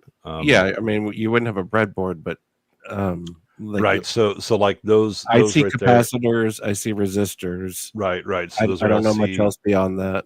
I saw a IC on the original board, but I think that may be just dealing with power. Okay. All right. That's basically what I'm getting at. He's doing the most faithful reproduction he can. Right. Yep. Right. Okay. And he may use an IC for like the amplifier at the end, just because tubes are a bit spendy and hard to get. Okay. Thank you. Energy to this filter board right here. These 2 boards together are the filter section of the voder, and they shape the voice with the input of the keys, just like the human vocal tract. The output of this board is then sent to that output jack and amplified. I think that siren's on his end. That's okay. The power flow My ride's comes here. from this power supply board here, which converts the 12-volt input to the voder into 12 volts, 24 volts, and negative 12 volts. Other features of the voder were added in on specific boards. For instance, added onto the source board, right here, is the circuit that creates the vibrato. Now that you've seen how the voder works, so he did use, it's probably like a 555. I'm going to use the sentence. I know what a 555 is. I feel so included. Because it's very easy to play, and it can be used to demonstrate some of the voder's expressive capabilities. Keep in mind that I'm not as skilled as the original operators of the voder, so this demonstration I just gotta say, I'm super impressed and charmed with this young man. Good for him. I think this is fucking awesome. Pardon my language. Also on his YouTube channel, you could see him playing the final countdown on trumpet. Wow. He's got interesting stuff there, man. In this little demonstration, I'm going to try to show you the sentence itself, the use of the pitch pedal to vary the pitch of the speech and create expression, and the vibrato feature. Here we go. Welcome to the voder. As I explained earlier, the voder has 2 sound sources, the hiss and the buzz.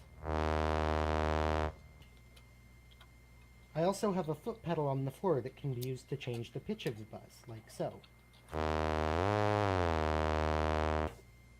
I can use these things together to form a sentence. I can also use the foot pedal to try and add expression to the sentence. For instance, whom did she see? Did she see you or hear you? In addition, the Voder has a fun little feature called the vibrato. This feature can make the Voder sound old or sound as though it's singing, like so.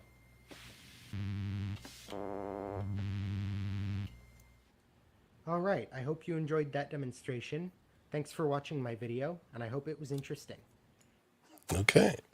Fantastic, man. Yes. Bravo. I'd love to see authenticity and just pure passion. I absolutely do.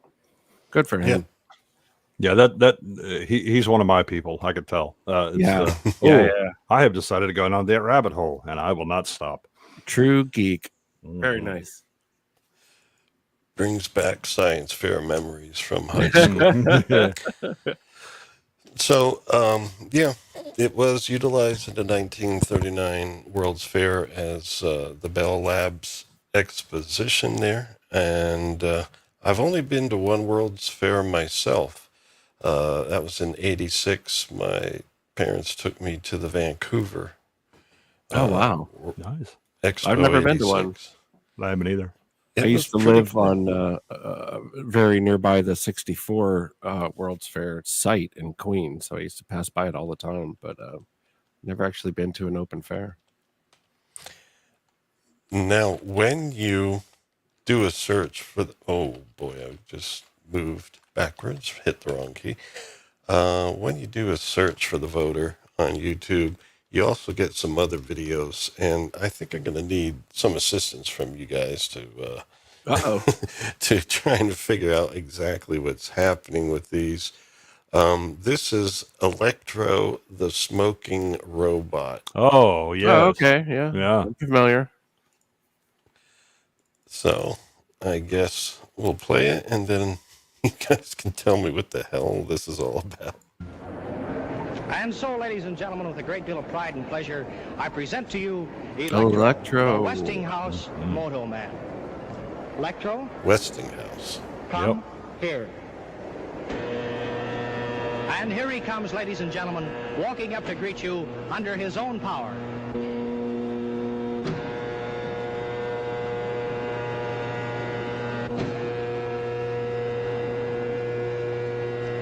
Stop.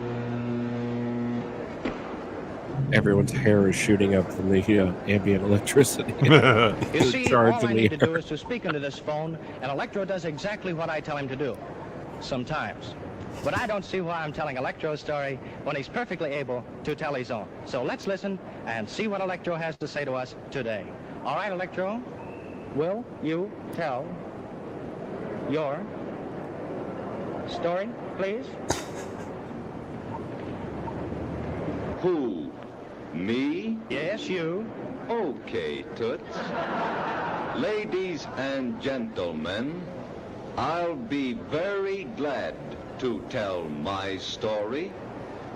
I am a smart fellow, as I have a very fine brain of 48 electrical relays. It works just like a telephone switchboard. If I get a wrong number, I can always blame the operator.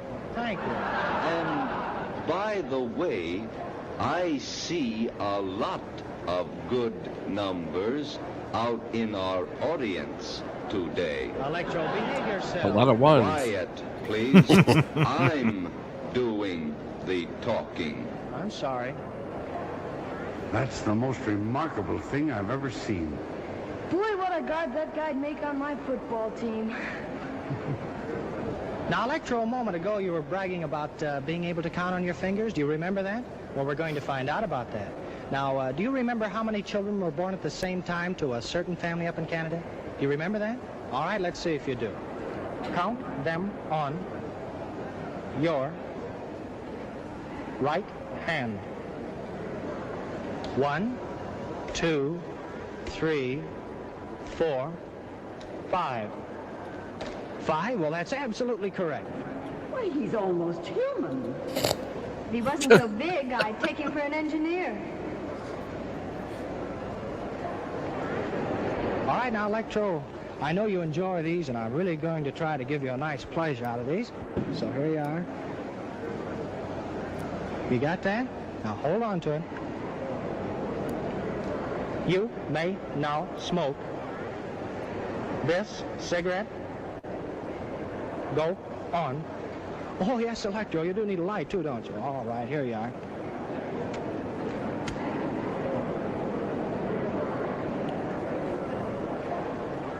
And folks, he's only 2 years old too. Just learning. Teach him young. That's right. So we're watching a parlor trick. Spoilers. Yes. We're watching a parlor trick. Yeah, I had a feeling, but was that like from a film or? So he was actually at the World's Fair. Westinghouse had that, but yeah, that's a film clip. Oh, okay.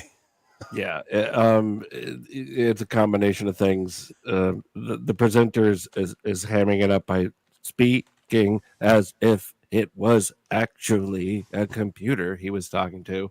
Right. If there's not a little person in there, it's all certainly all the audio is pre-recorded, and yeah. Well, so the audio is actually there's a mic connected to it, and there's someone off stage that's listening, right? So they're speaking dynamically so that you get excuse me, a good rapport, but there is some electromechanical things involved, like the lifting of the hand, stuff like that. The walking is, there's a reason that it's up on the Diaz, because where you can't see underneath the feet. Right. And so then if you look like in the chest, you'll see a diaphragm that moves, and that's what it's doing to pull in air to do the smoking. Yeah, you've got a combination of practical effects and magician stuff. Which is fine. That doesn't negate any of the joy of that for me at all. I think it's wonderful.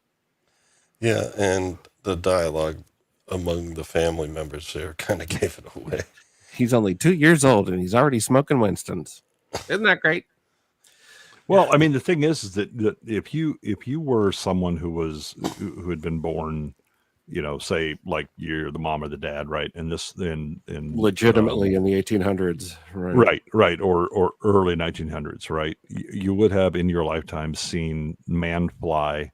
You would have seen, the rural electrification, telephones, right? Telephones, phonographs, record players, radio, television, color film, and then movies. The world was and the introduction of the automobile, the end of horses, as and muscle as the main motive force.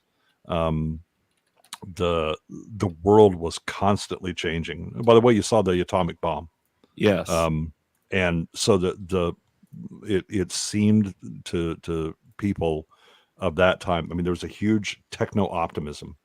Because the future was unlimited. Like we were just going to conquer the laws of known universe. Right. That we had mastered the atom, for God's sakes, and it was a thing that you really didn't even conceive of when they were born. The atom, let alone the doing everything right. If you would have taken someone born like the mid 1800s or so, right, and take away guns. Yeah, if you take someone from the Civil War and just put them 50 years forward. Yeah, they'd been what the fuck. If you put them 500 years in the past, it would all look very similar. Again, with the absence of guns. Exactly. That's really the only by the way, don't misunderstand the importance of guns from a technological standpoint. It's really the first time that we have a portable means of power that isn't muscle driven.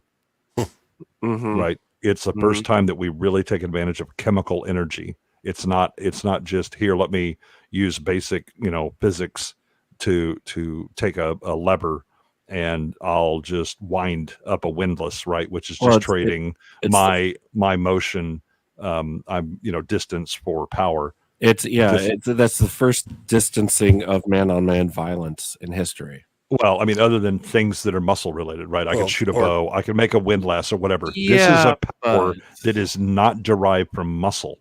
Right. Yeah. Okay. That's a better way to put it. Right. And so that is it is. And oh, by the way, that's also the reason that we have things like sewing machines and things like interchangeable parts or whatever. Yeah, right? it's all that very all comes much from related. firearms. Yeah, right? it's all very much related. The modern, really the modern world of industrialization, the way that we understand industrialization and modernity starts with firearms.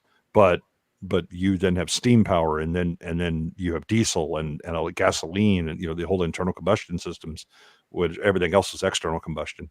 Well, and not just yeah, I'm sorry, I'm jumping in, but not just oil for fuel, but oil for lubricants for machines, whether they're steam driven or oil driven or whatever. Right, that wasn't just animal based. Huge advance. Right, because lighting, the best lighting that you have is whale oil. Mm-hmm. It's the cleanest burning. Right, that's why we hunted sperm whales. Right. Was to get it because it was the cleanest burning. Right.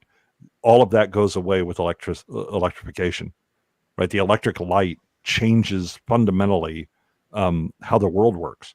Prior to that, we are really based on the solar cycles, right? The sun comes up, you're up. Sun goes down, you're down.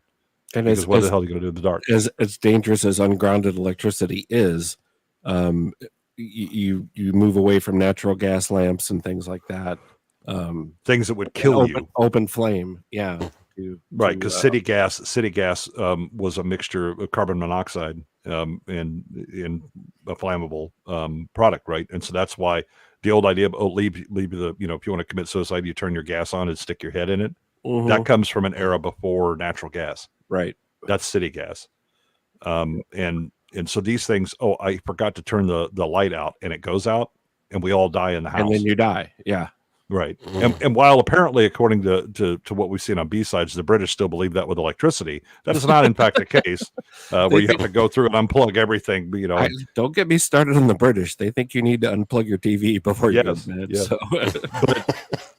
Like I can remember my grandparents and I was lucky enough. I had two great grandmothers that were three that were alive up until I was like 14.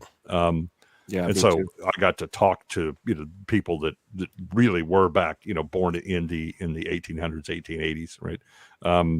And they talked about when they first got electricity, that they were worried. They put the you had caps for your outlets because they were legitimately worried the electricity would leak out of the sockets and puddle up on the floor. Yeah, that was a real thing. It was it just seemed like absolute sorcery. Yeah. And so my great grandmother, I mean, at least two of them, lived to see the introduction of electricity all the way to home computers. Wow. Right. And kept up. Right. Understood what was going on. Right. The world so drastically changed, and you're seeing so much of it happen in the 30s. Right. Like much like we look back at the Tonium, and we're like, I mean, they figure out all kinds of things in such a short period of time. Right. Yeah, and it in hindsight, the technology seems so crude. And I was talking about this with Gamer in the chat, that when I watch like a beautiful old movie made from in the 30s, it's just baffling to me. It's baffling to me that they had that amount of control over such crude instruments, and that it accelerated so fast. You're talking about a time when people still rode horses in the city. I mean, it's just such a wild time. I mean, it must have felt like the future was just nothing but greatness on the way. Mm-hmm. And then the war happens, so you have like a little bit of a stall. None of it really trickles down into consumer civilian level for 45 years after the war. Then all of a sudden, right? Because oh, by the way, progress has been marching during the war. It just hasn't made it to consumers, and then all of a sudden there's this flood, right? The future is here, and it's not evenly distributed. Yeah. Bayona asked a good question. Would you be freaked out if you were born from 1970, right, and then you were just put in 2025? from 70 to 2025, no, but from 1930 to say 1985, yes. Yeah, that would be disturbing. It would be absolutely disturbing. In 1970, I think we have enough of the elements in place. We have a general usage and sort of boredom with technology, even with space flight and everything else, telephones, all that sort of thing, that I don't think 2025 would freak me out from 1970. But you take that same difference and you start at 1930, I think you would have to put me in a home. I think I would absolutely lose it. Gamers, so the actual color TV that we watched growing up was not before World War II. There were color TVs, but what they used is a spinning color wheel. And there was color film. There was 2-strip Technicolor and 3-strip Technicolor not long after that. Yeah, the original, color film starts in the early 30s. But and you very quickly get to modern color film. I mean, like 2-strip goes back to the teens. Yeah. But the full color that we're used to now is done in the 30s. I mean, experimentally, maybe, but certainly not on a consumer level or on a broadcast level. No. But even like a movie level, you have 2-color and 3-color, you have 1-color and 2-color, and by 1-color I mean an additional color other than black and white. Well, there's tinting and there's Technicolor where you have different. Right, but even Technicolor has a single color addition to black and white that can flip on, flip off, or overlay certain parts of it. Right, so you could have a black and white but a red ball moving around. Right, now it wouldn't be a green ball or anything; it would be red, whatever you're going to highlight. Then you have 2-color. Then you eventually get to 3-color. Yeah, but it is all stunning and super impressive. I mean, when you just consider the time and the relative subjectivity of technology. I mean, we're still building walnut cabinets for this stuff. We're it's just we're hand spinning wire and shit like that. Like, it's just nuts. It's right, but the speed of the technological innovation and not just so much of what we see from the 70s 80s on is just a shrinking and miniaturization, right? Yeah. But you're seeing innovation in the first half of the century. Yes, exactly. There's a difference between the first time something has been done as to making it convenient and portable and small and cheap. But these things were happening for the very first time back in the 30s, 40s. Right, and the explosion of knowledge. Yes. Mm-hmm. Throughout the general population as well. Yeah. Back when schools actually taught us things. Well, what makes it easier of a transition from 70 to 2025 would be films, I believe, because science fiction, was the imagination that almost kind of came true as we evolved and so forth. And so some of the technology that someone from the 70s saw in sci-fi would be relatable to what they actually see in 2025. Early sci-fi was aspirational and predictive. Current sci-fi is sort of stuck where it's at. There hasn't been a giant leap in science fiction since William Gibson wrote Neuromancer. Yeah, I think the the other thing is you can't discount the inspirational role that sci-fi of the 50s and 60s plays on what the future looks like. There's a reason that the first, the portable cell phones, not the brick, carry it along, but the portable ones are flip phones because they're Star Trek communicators. Yeah, they're communicators. We all have one now. Right. And it wasn't because that's the obvious form factor. It's because the guys who were designing that watched Star Trek in the 60s. Yes, correct. Yes. That's what a thing should look like, right? Yeah. Because they had already seen it.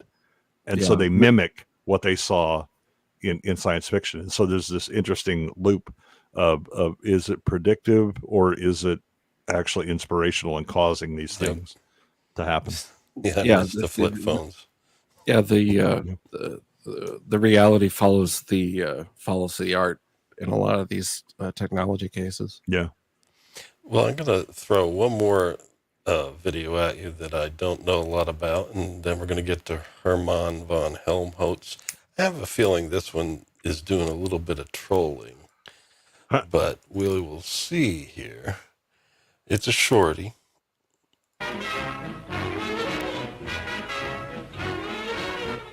Using the human larynx as a sounding board for mechanical sound is the latest wonder of science. The human voice isn't used. Only the mechanical sounds are reflected from the larynx as the silent lips form the words. Listen to Lucille Ball. I've just returned from a trip across country by rail, and at every crossing, this is the way the train whistle sounded to me.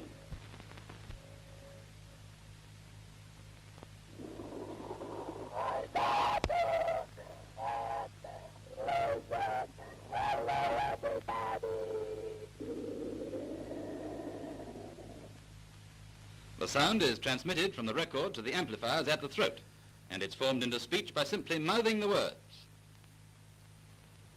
So let's try again.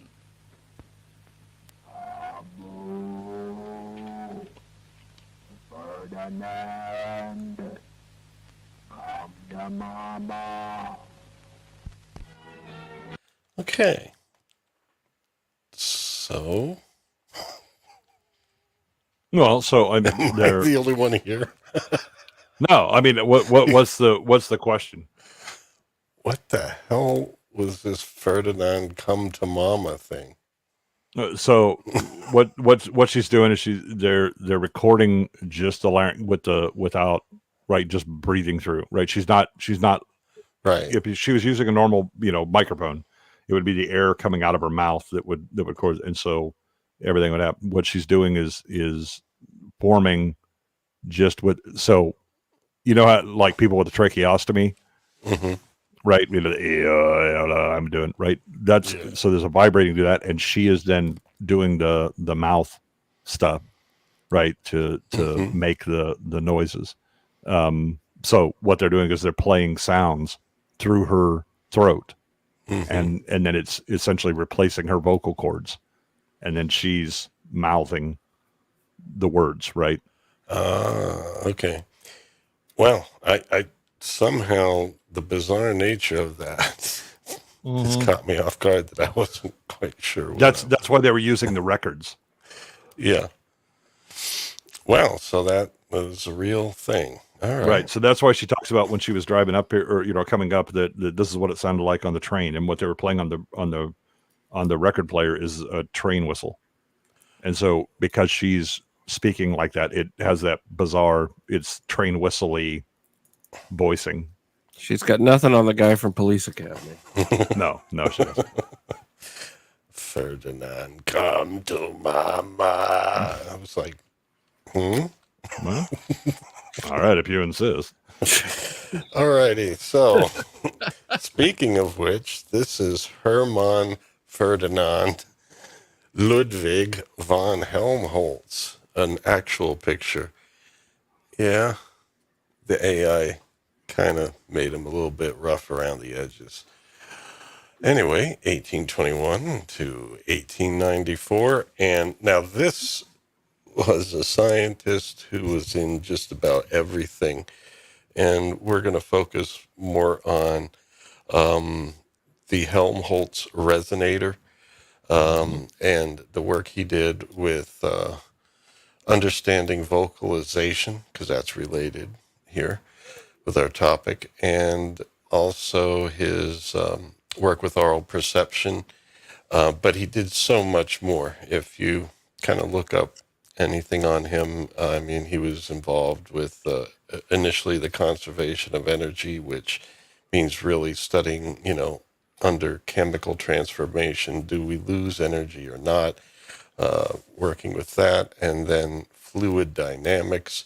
He was also into psychology, and then did work on neuroscience and basically the communication of electrical signals through our neurons throughout our body, and actually came with, for the time, a more accurate measurement of speed, basically, of communication through our neurology.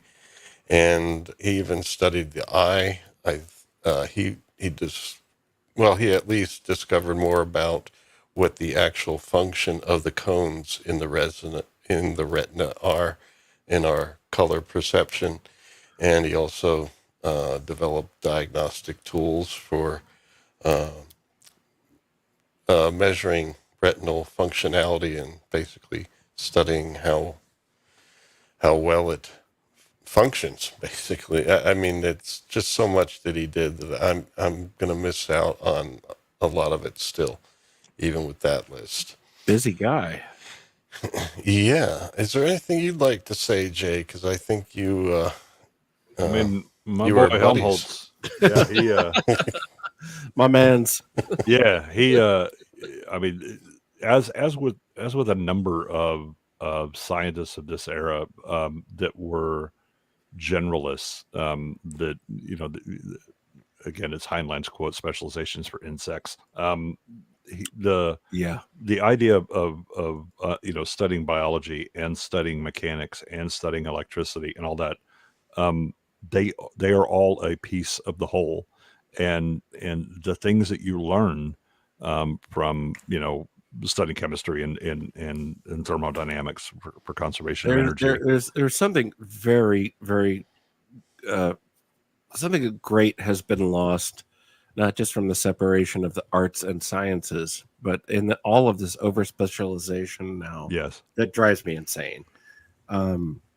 Maybe Bell Labs is the best example. Just get a bunch of guys that all know different stuff in a room and let them play. With Xerox PARC, right? Really the last great bastion that we things had. Have become so infinitesimal that no one really is sharing their bubble with anyone else. And it's something is lost. It's the mistake of efficiency. When you pursue efficiency beyond a certain point, at all costs, yes, you become rigid. And inflexible, and you are not able to deal with new things, and you're essentially assuming that how things have gone before is exactly how things are going to go, and that doesn't end well for you. And also that we changed kind of fundamentally the idea of what the university was. The university was originally, and there's a reason it's not a college. College and university are two different words for a reason. University, you go and the reason that you studied geology and biology and all of that, right, is to learn not to become biologist and geologist, but to understand how to think like a geologist, like a biologist, right? And to understand the basic things. So you had a grounding where I know the general rules and I know how they think and how they see problems. And the more ways that you can learn how to see problems and how to see the world, the better that you are able to integrate those different things when they are appropriate, and you can come at problems from an oblique angle that people who just specialize in this one thing have not thought of. That integration put on blinders and that overlap, a way of thinking or a methodology in geology will very likely help you solve a biology problem or a rocket propulsion problem or whatever. Yes. That is what is sorely lacking now. It drives me crazy. And the thing that I have because I am one of those people that did everything. I mean, I took the human body course, the dissecting human bodies course in college. I wasn't pre-med, and they thought that it was required that you be pre-med, but it wasn't. They made the mistake because they didn't think that anybody would actually take it who wasn't pre-med, but I did. And so it was a 6-hour course, and it's a monster, but I took it. And the lady asked me why, and I was like, it looked hard and it looked interesting. And so here we go. Right. But if you understand mechanics, and if you understand biology, and if you understand these other things, you realize that nature has solved these problems time and time and time again, and much better than you, because she's had a lot more time to iterate on them, and in a much more ruthless atmosphere. But so when I look at problems, I will come at them from all angles.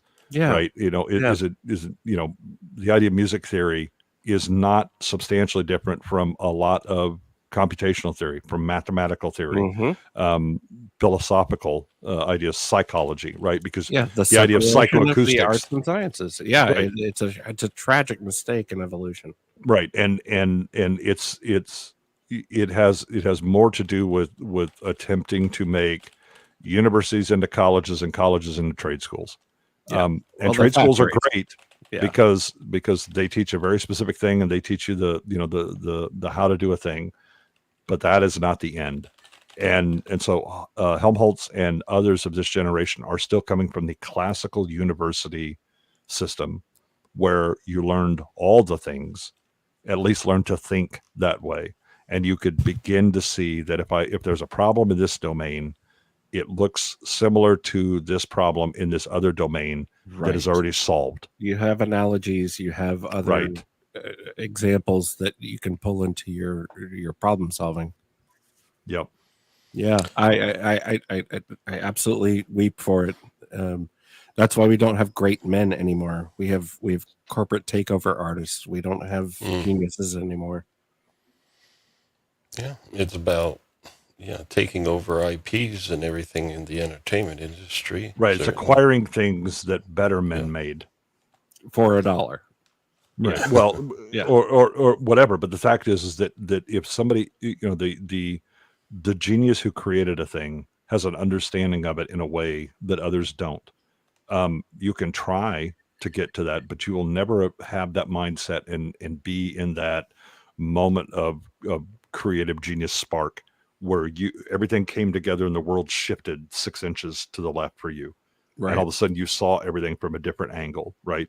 You can try and drag someone over to where that is, but they'll never have really had that natural, and now I see it differently. And I can, by the way, I can switch back and forth, right? The thing that we fail is we don't teach people to think anymore. We teach them to recite facts. Well, and it seems dates. Like a very deliberate act also. I mean, it's a lot easier, right? I mean, if nothing else, I can blame it on laziness, because to sit down and do the Socratic method with a classroom of 30 people takes some time. And you're going to push people, and some people you're going to be like, I'm sorry, you ain't going to make it, get out. And there's a demand to that, but it's much easier to just go here, recite these facts, and they'll be on the test.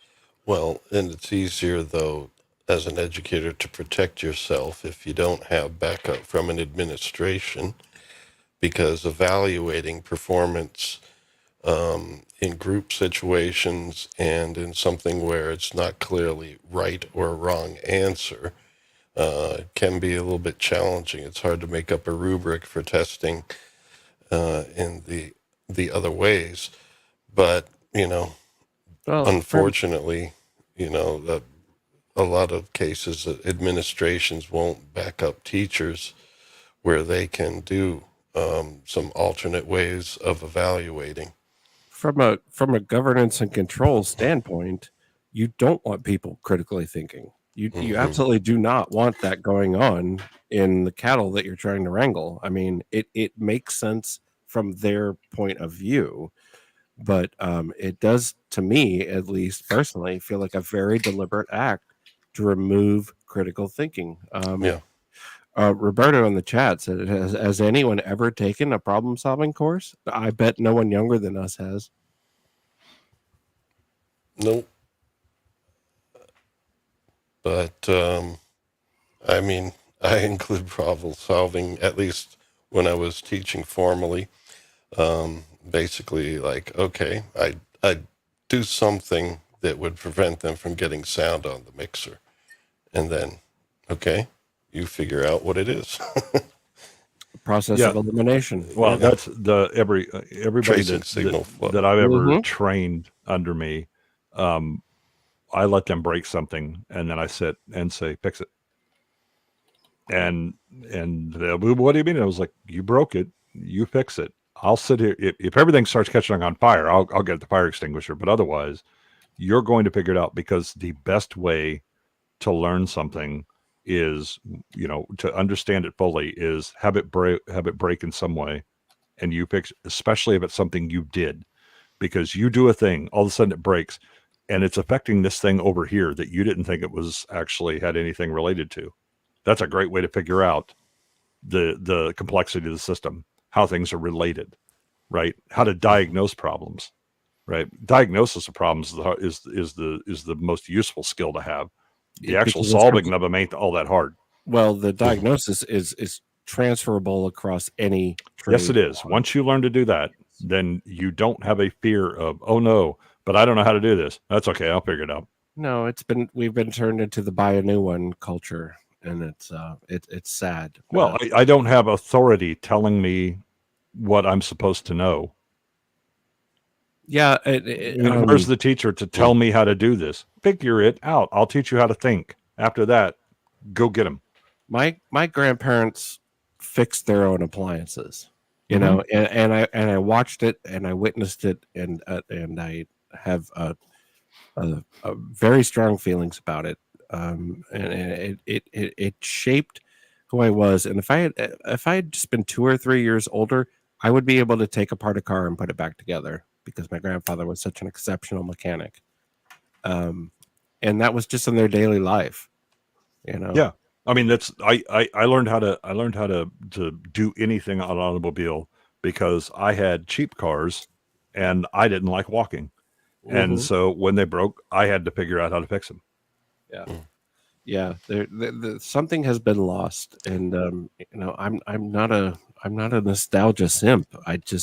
I see the change and the sort of just throwing your hands up and like, well, just buy a new iPhone sort of mentality now, and it sickens me. It really does. Well, yeah. What we've also taught people that so there's and this goes back to sadly it goes back to the era that we were talking about, the progressive era of the late teens and early 20s. Trust the experts. The experts know better. We need the expert class. The experts on CNN, yes. Right. Well, I mean, that's the whole idea of the progressive movement, of the bureaucratic state, right? The experts know better. Horse shit. Yeah, absolutely. Self-sufficiency is no longer valuable, and I don't want to get too political, but like I legitimately fear these sort of entitled zombies coming at me when they don't have any drinking water. I legitimately fear it. Like, I'm sorry, you're not welcome on my porch. You had your chance. Yeah, I don't fear them so much because I have a decent supply. Because you're remember those firearms. Got another delivery of long pig. How delicious. Yeah, Psyche in the chat. It's not that I don't have empathy. It's just that and you're right. These problems have been manufactured, but we let it happen, and that's sort of it's our generation that did it.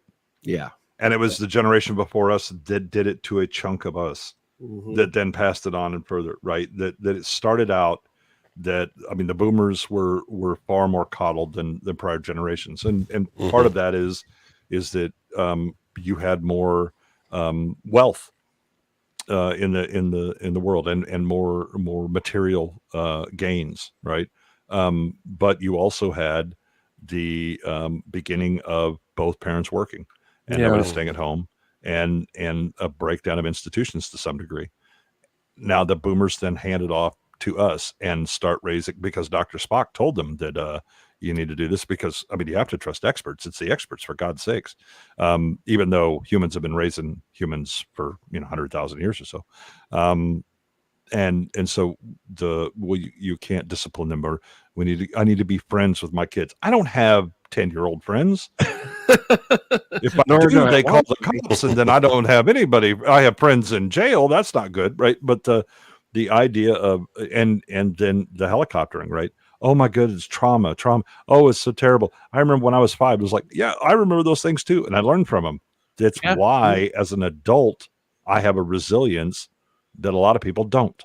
Yeah, I mean, we keep coming back to this, but it's true. It's that our generation, and it'll be very general here, we survived on hose water and blackberries. Like we weren't allowed in the house during the day. Like I never mind, getting a Band-Aid or coddled over somebody being mean to you. Like we were feral. And yeah, but that's true how, for some of us, right? I learned how to grow and preserve my own food from my grandparents, right? And that is a lost skill. Well, but the other thing that you have is a fundamental change that happens post World War II. Well, it starts before that, but it really happens post World War II. Is the idea of the nuclear family instead of the extended family, right? You go to it's just mom and dad because we moved to wherever the hell. Because of this great business opportunity. And we are no longer connected to aunts and uncles, grandparents and great-grandparents. And so we lose that generational wisdom. And as children, you lose the ability to see the examples of other people living their lives, having success, having failure. You are now tied to just these two people. And oh, by the way, divorce rates start going up. So you may just be tied to one. Right. Well, and so you're limiting your sample size of what is successful and what is not. Also, in not too far back in history, in most societies, the grandparents were tasked with the young children, while the prime adults, the mothers and fathers, were out hunting, gathering, and farming. Right. And that's gone. It's absolutely gone now. Like we've been sold this idea that you have to have your own house. It's embarrassing to live with your parents past a certain age. And all of those things existed for a very good reason and still continue in a lot of Europe, at least. Right. You have the ability to have multi-generational wisdom and examples and experiences. But the other thing is that we also increased adolescence. Yes. Right? We perpetuated childhood. Yes. Right. Yeah. Right. To the point now that 21-year-olds now because of some of the changes in healthcare and all this stuff, 27-year-olds are still sucking up the teat of their parents, not actually being gainfully employed, doing things, learning on their own or whatever. Not contributing in a productive manner. Right. Yeah. In a different way. That they're still stuck in a permanent childhood. Yes. Yes. I remember. And this very much has a whole lot to do with Hermann Von Helmholtz. So let's. I was about guys to yelling mention. at cloud. Here we go. Yeah. Get off my lawn. Episode 5. I was just going to squeeze in one more thing because my wife at Psyche there is moderating the chat and not in the discussion with us. But, she lived at home until she got married, but during that time was able to get bachelor's degree, master's degree, doctorate, and work a number of jobs and help support the family at the same time. And when we were in grad school, she pointed out to some of her classmates who thought that she was too coddled at home. It's like, wait a minute, I'm helping my parents with the bills. You're getting paid by your parents to be over here, and just be on your own at college. Yeah. Which one is being coddled? Right. Just because it isn't just because you're living with the parents doesn't mean you're adulting, right? Or not adulting. The problem is that what you have are 20-something children instead of 20-something adults living with parents, helping out, doing the things that adults do. And that's really up in the middle. Again, we have extended childhood to the point that I think that childhood will be, you will become an adult right around the time you file for Social Security, assuming it still exists. No, I don't think so. Well, as with many things, the thing that can't go on forever won't. Well, Hermann says, take a look at my resonators. And so we'll do that next. Back to Hermann. Roberto's right. Yeah, if you haven't set fire to some portion of your family's house, you're doing it wrong. Yeah. So all right, back on topic. This is a book that I'd like to be able to read, but these days I need to do like audio book pretty much, or I prefer, narrated audio books. But if it has to be AI, then damn it, all right. But, he wrote a book published in 1863. It was translated into English about 10 years after that. It's on the sensation of tone. And a big part of what he was interested in hearing perception, because he was all about, at least in the biological areas, is how we perceive things, which is neurology, transferring messages of our perceptions from psychoacoustics, from our sensory organs to the brain. And he was also interested in how, the mechanism of the eye worked as well as the ear, but then how that gets communicated. And he was also interested in psychology, basically. So he basically covered all of it. And one of the things that was a major contribution to history was his studies on what makes tone color, or timbre, as we call it, what it is.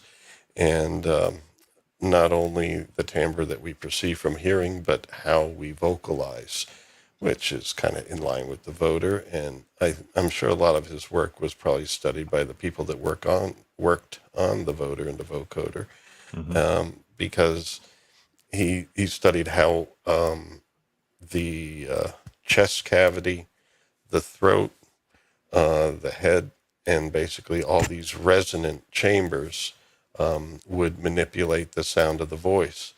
Just like if I kind of close in my cheeks a little bit or squeeze my jaw upwards, then I have a smaller resonating chamber for my mouth and stuff like that.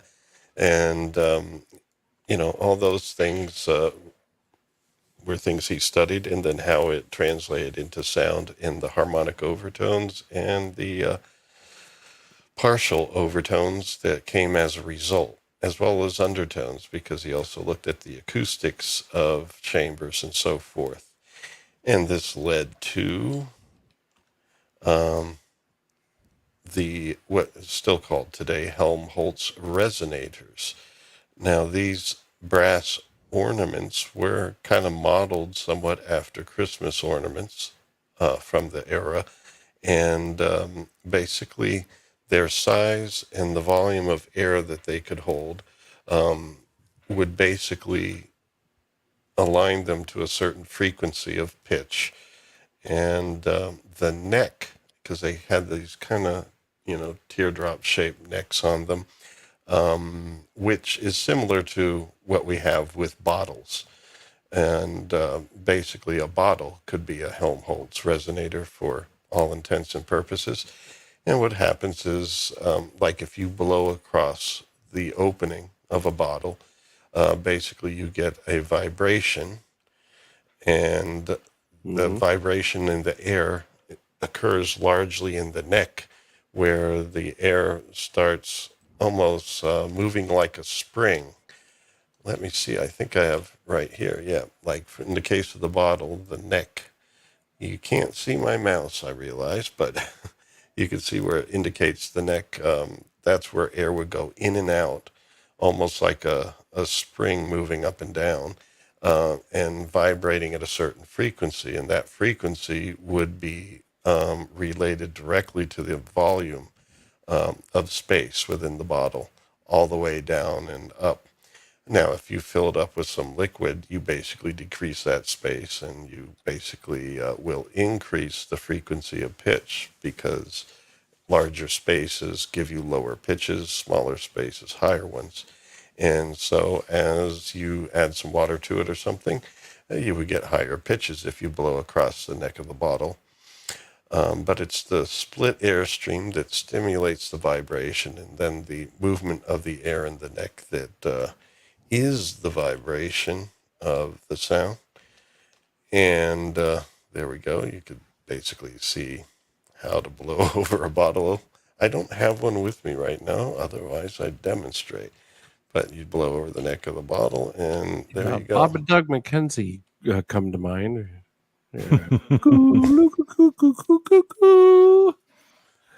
Yeah. You can also And do the same thing with a straw in a fast food cup too.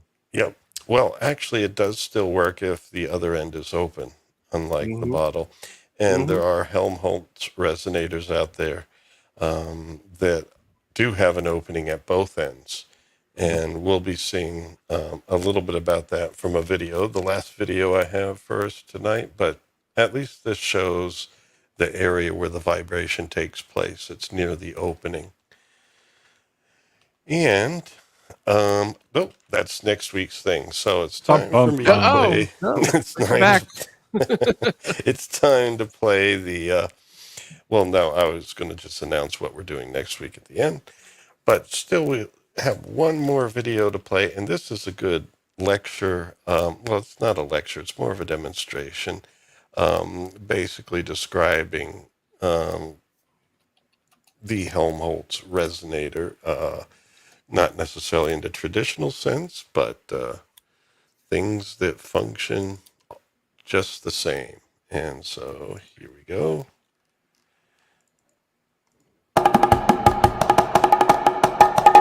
Is that too loud? It's a bit high, but it's not unbearable. It's the intro. We'll see how. Yeah, let it ride. Ooh. Yep. You know what is this? Whoa, that's hot. Yeah. Okay, that's no. Yeah. It is a Helmholtz resonator. After this guy. There you go. That's good. Helmholtz resonator. The Helmholtz resonances depend on the volume of the cavity. The volume right here is from the level of the liquid to the neck, and the neck, the size of the neck as well. So I can change the pitch of this resonator by changing the volume. I'm going to change the volume.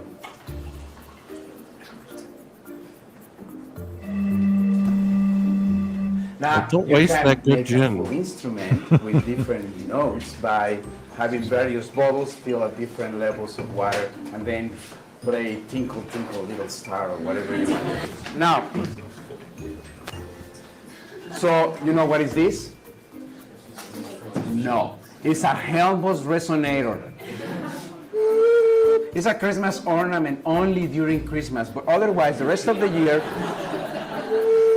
it's a Helmholtz resonator. Helmholtz resonators are very interesting because you can think of them as a spring, like in the volume in the cavity, and a mass, a plug of air oscillating right at the neck. So what this guy is doing is essentially what the plug of air is doing right at the neck of the Helmholtz resonator. Now, when you have fluid in motion, there is a reduction of the pressure. So in a Helmholtz resonator, you would have, I guess I can erase theremin, right? I'm Helmholtz now. You would have we're done with the theremin. Go ahead. like so, and the fluid is oscillating on the neck, and there is a pressure reduction. Where pressure is reduced in the fluid tends to go there, from high regions, for high pressure regions to low pressure regions. So air is gonna move into the neck, like so. Now, comes into the neck and sees a region of high pressure again and shoots out as a jet. So I'm gonna show you that effect. Yeah, basically what we're seeing here, and there's plenty of other video demonstrations on it, is if you were to use a speaker playing a specific frequency that is the frequency of the resonator, it can basically stimulate this air movement to happen, where basically you have air going out and air coming in, but essentially it's like air's being pulled in and then shoots right back out as it reaches a higher pressure region. And essentially you can create a jet motion effect. So it's almost like sound-driven propulsion. And so we're going to see a little bit literally is sound-driven propulsion. And here we I'm go. going to show you that effect with this candle. Not the paper. with this candle right here.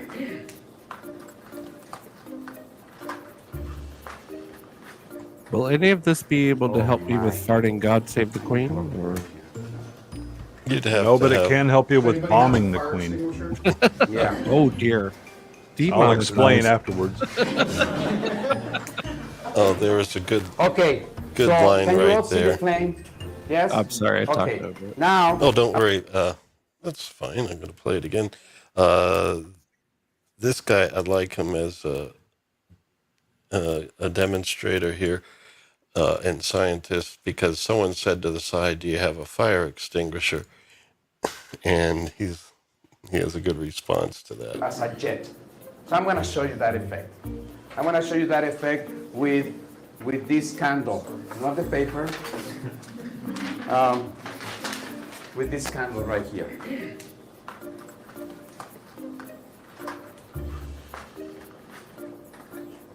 Oh my! I might have a blower here. Does anybody have a fire extinguisher? Yeah. It's called a blowing. That's what she said. Okay, so can you all see the flame? Yes? Okay. Now, Maybe I'm you going to should light turn my fire. this cavity.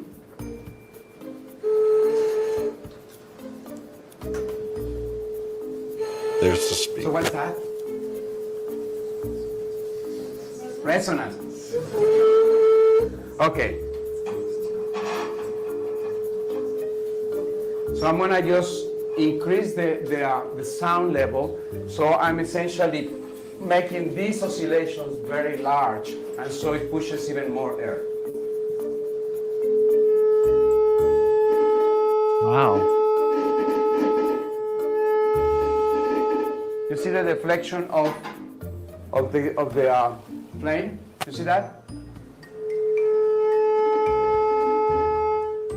Okay, now I'm going to extinguish it because when I close this cavity, the resonant frequency is going to take on larger, the sound level is going to be a larger amplitude because that frequency in this cavity is resonant to this cavity, and by closing it, I have no losses. Or I reduce the losses, that is. And so the amplitude of the sound is going to be bigger now inside the cavity. So pay attention to the flame.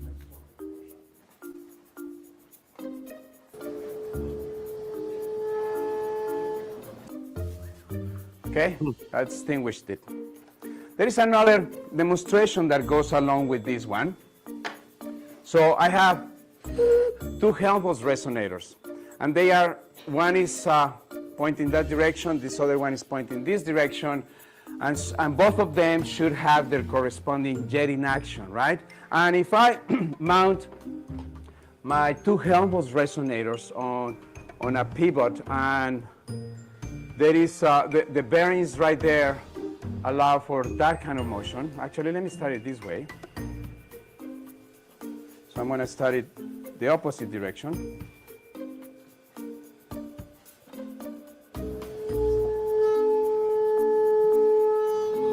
What?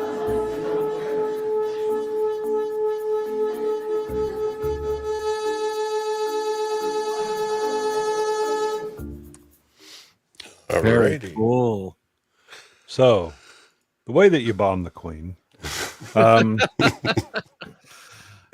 of those of us who actually learned history will remember a little something called the Blitz, and that there was a particular menace called the V1 buzz bomb. Mm-hmm. The V1 buzz bomb is a pulse jet. Pulse jets are nothing but Helmholtz resonators with a combustion chamber. And so when combustion occurs, it fires out of the back. And once the hot air leaves, air is sucked back in. And then the vacuum causes a air piston to come back in and ignite and fire again. It becomes self-propelled. And the size of the Helmholtz resonator decides the frequency of those firings. And so that's why when they were playing, and oh, by the way, they're ludicrously loud. I mean, ear-bleedingly loud. And so how terrifying. remember during, if you watch like the films of World War II, and you'd hear the and then it would stop, right? That is the firing. It's intermittent firing, right? Because that air piston has to come back and hit, compress and then fire again and go back. But it's cycling so fast that you just get this buzz, and then they would cut off the fuel to drop and then blow up the air. It is stunningly simple to make, which is why they sent them by the boatloads. They are not especially fuel efficient. I think the compression ratio is only like 1.5 to 1, but there are no moving parts. Wow. That's crazy. Yeah, and I was thinking for electronic music, if you want to make a nice installation, you could basically have 2 of those resonators on a stick like he had at the end, and a pivot that they could rotate on like a propeller.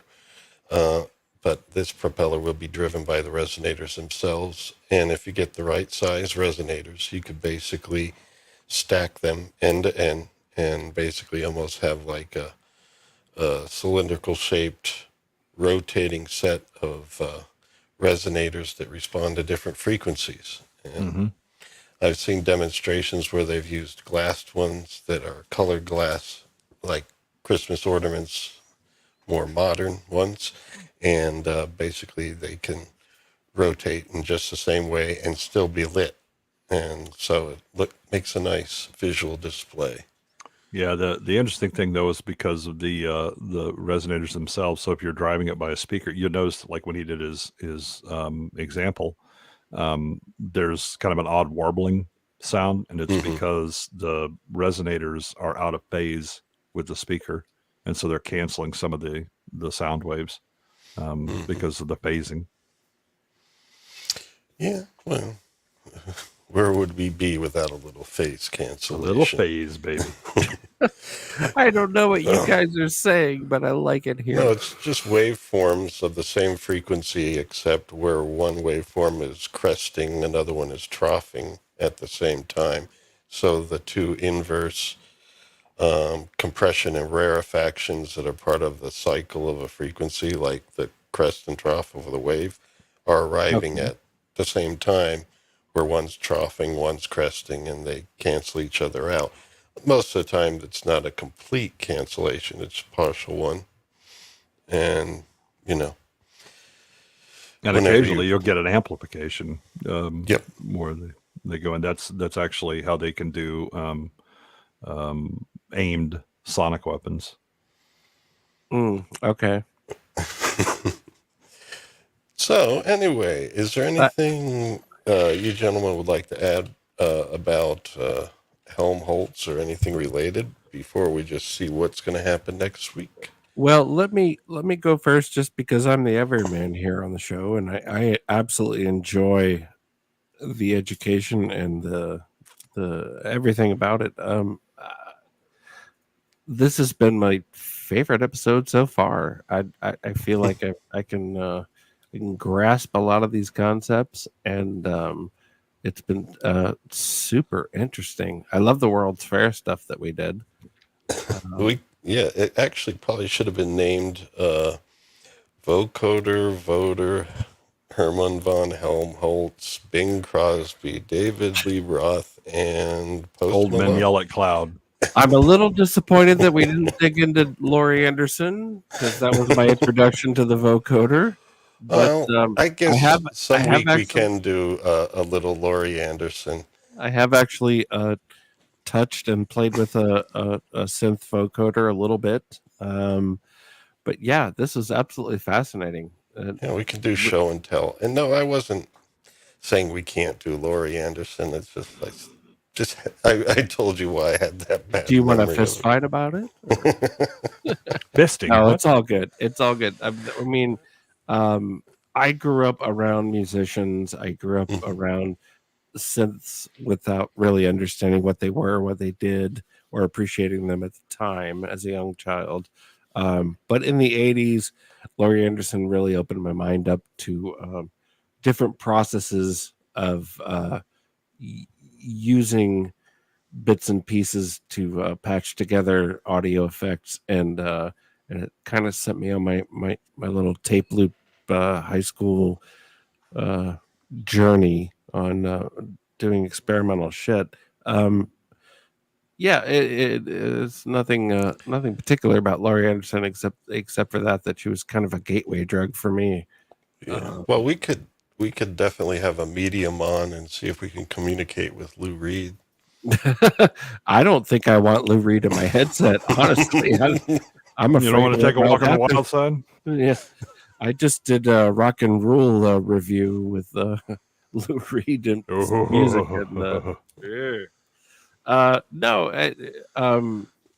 I've got a weird story about breaking into Laurie Anderson's apartment building that I'll save for another time. Never confess your crimes on stream.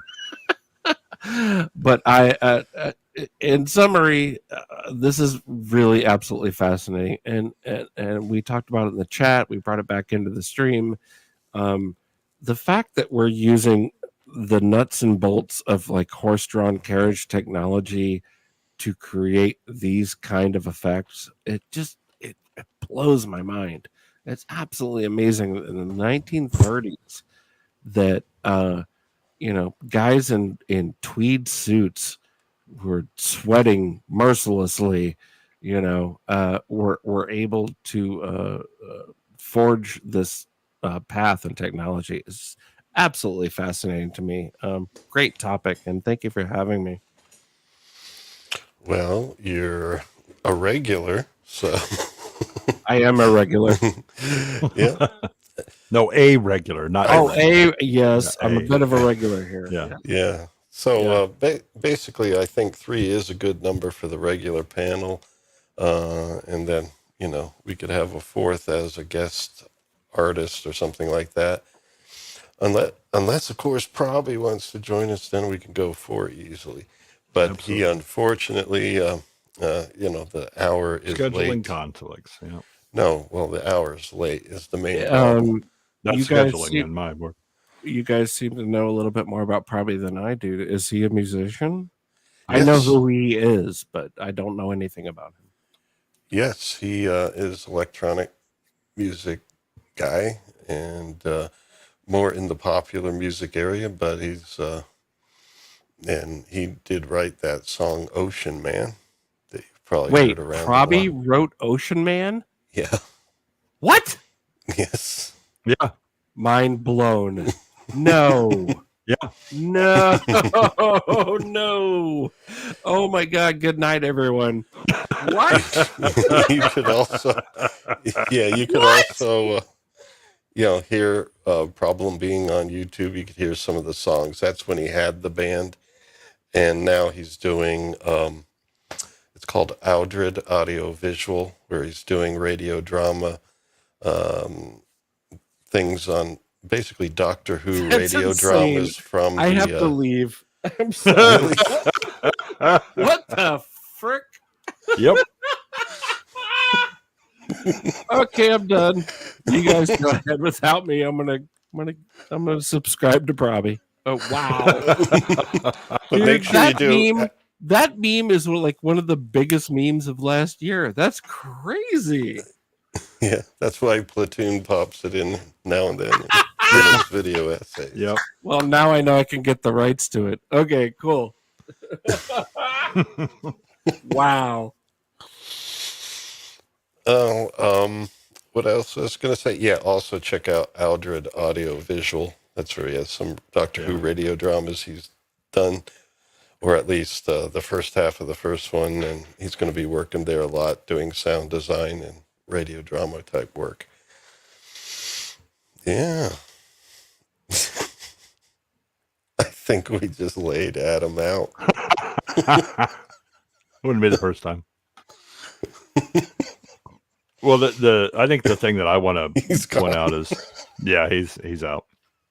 The thing that I want to point out is that we look at this as like primitive technology, And from I mean, in some ways it is, in some ways it isn't. But the thing that and it kind of ties back to our discussion around Helmholtz and that idea of understanding multiple things. So I want to make clear that there's a reason that we call certain kinds of electronics analog, and it's because it's an analogy.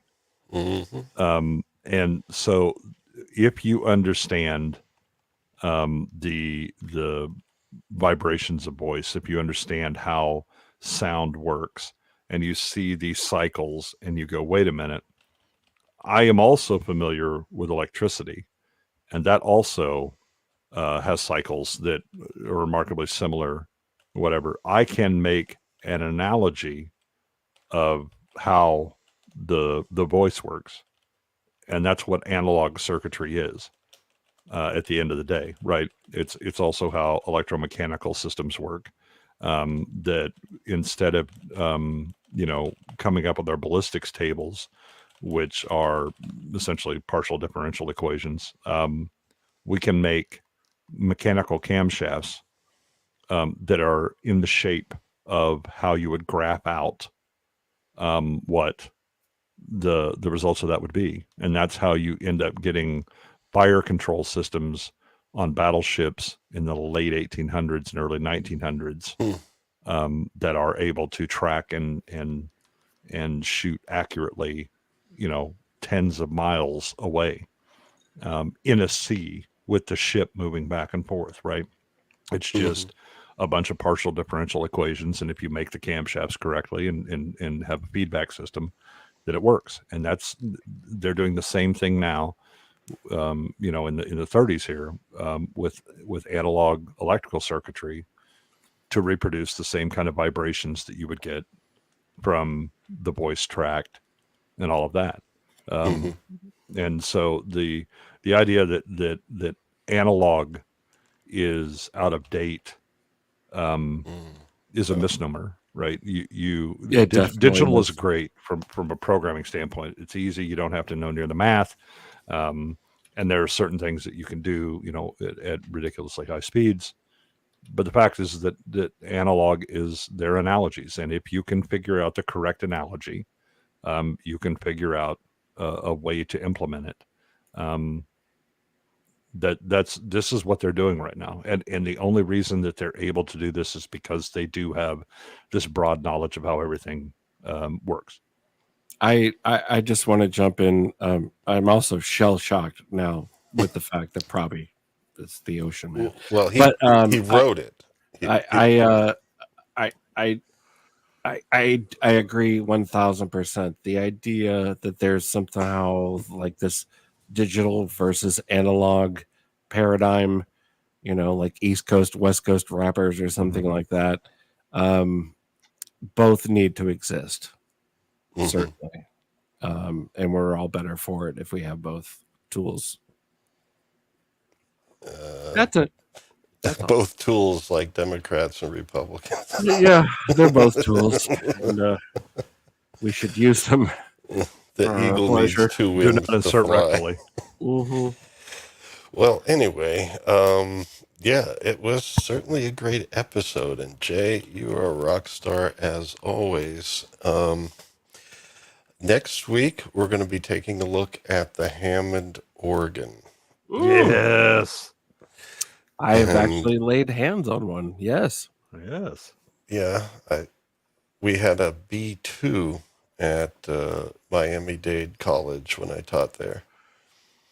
And hearing it warm up, because it actually took a little while to warm up, was pretty cool. That'll keep your feet warm. No doubt about it. So anyway, I'll have my work cut out for me getting, things in a presentable fashion. But that's what we're going to be looking at next week. And you gentlemen are welcome to bring on any materials or things you want to show.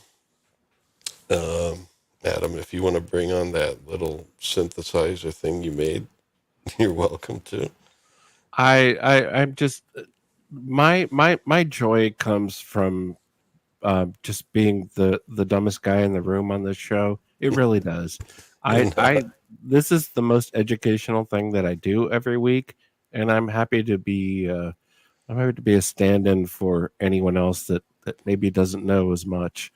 And it's just a great joy. So thank you very much, Lawrence. Well, thanks. You're certainly not dumb by any stretch of the imagination. We covered No, a I'm lot not of saying ground. I'm dumb. I'm just saying I don't spend as much time fiddling with keyboards as you two maybe. Well, after all these years of fiddling with keyboards, I think I've gotten dumber. So count yourself lucky. Well, it's probably because you keep using a bow on keyboards. You're supposed to press down on the keys. Stop piddling them. That's give me a filament and a ring or something. Yeah. Fantastic. It's just a great pleasure to be here. I stepped into this sort of sideways. I really did not know what was going on when I started being on the panel, and it's just been a great joy. And thank you everyone in the chat. Thank you everyone that's listening to the replay. These are great shows, and you deserve all the views.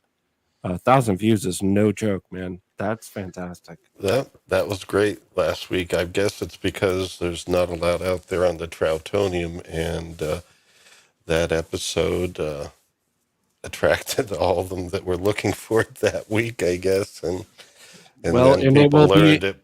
It will be evergreen content for people that are interested, and that's one of the most important things is staying power.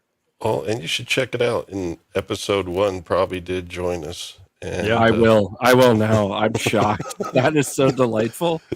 Wow. So anyway, folks, if you're hearing this on the rewind, please leave a comment or something. We'd like to interact and make this Share a the social stream, experience. folks. As Share you with your notice, musical friends. This is not a stream where it's just learning. It's learning, laughing, and loving. I like to call it that. But really, we try to turn it into a social event, a hangout Sunday nights, and we're trying to get to know people and share lots of ideas. And tonight was a great night. We kind of went off on a couple of useful tangents there. But yes, certainly, they just don't teach them like they used to. Amen. And that's why you got to teach yourself. Let's pass it on. Helholtz would not have been able to design or understand the concept of the resonator as well if it wasn't for his work in, sound produced by the vocal cords in the human being and how that all worked acoustically, and combine that with his work with fluid dynamics. And, that's why interdisciplinary studies are important. And, we need a new renaissance in our learning. Yep. Yeah, agreed. Absolutely. All right. It was lovely to be joined by you gentlemen, and good night to our chat, the oldest gamer, a new face, was it Bayona Rad? Bayona. And Roberto, thank you all for joining us. Mr. Brown, if you hear us on the rewind, Melvin Deeply, it's great having you guys come out. So anyway, next week, Hammond time. Wow. Until then, take care, everybody. And those of you in the U.S., happy 4th of July coming up this Thursday. And that's about it. Anybody else want to say goodbye? Bye.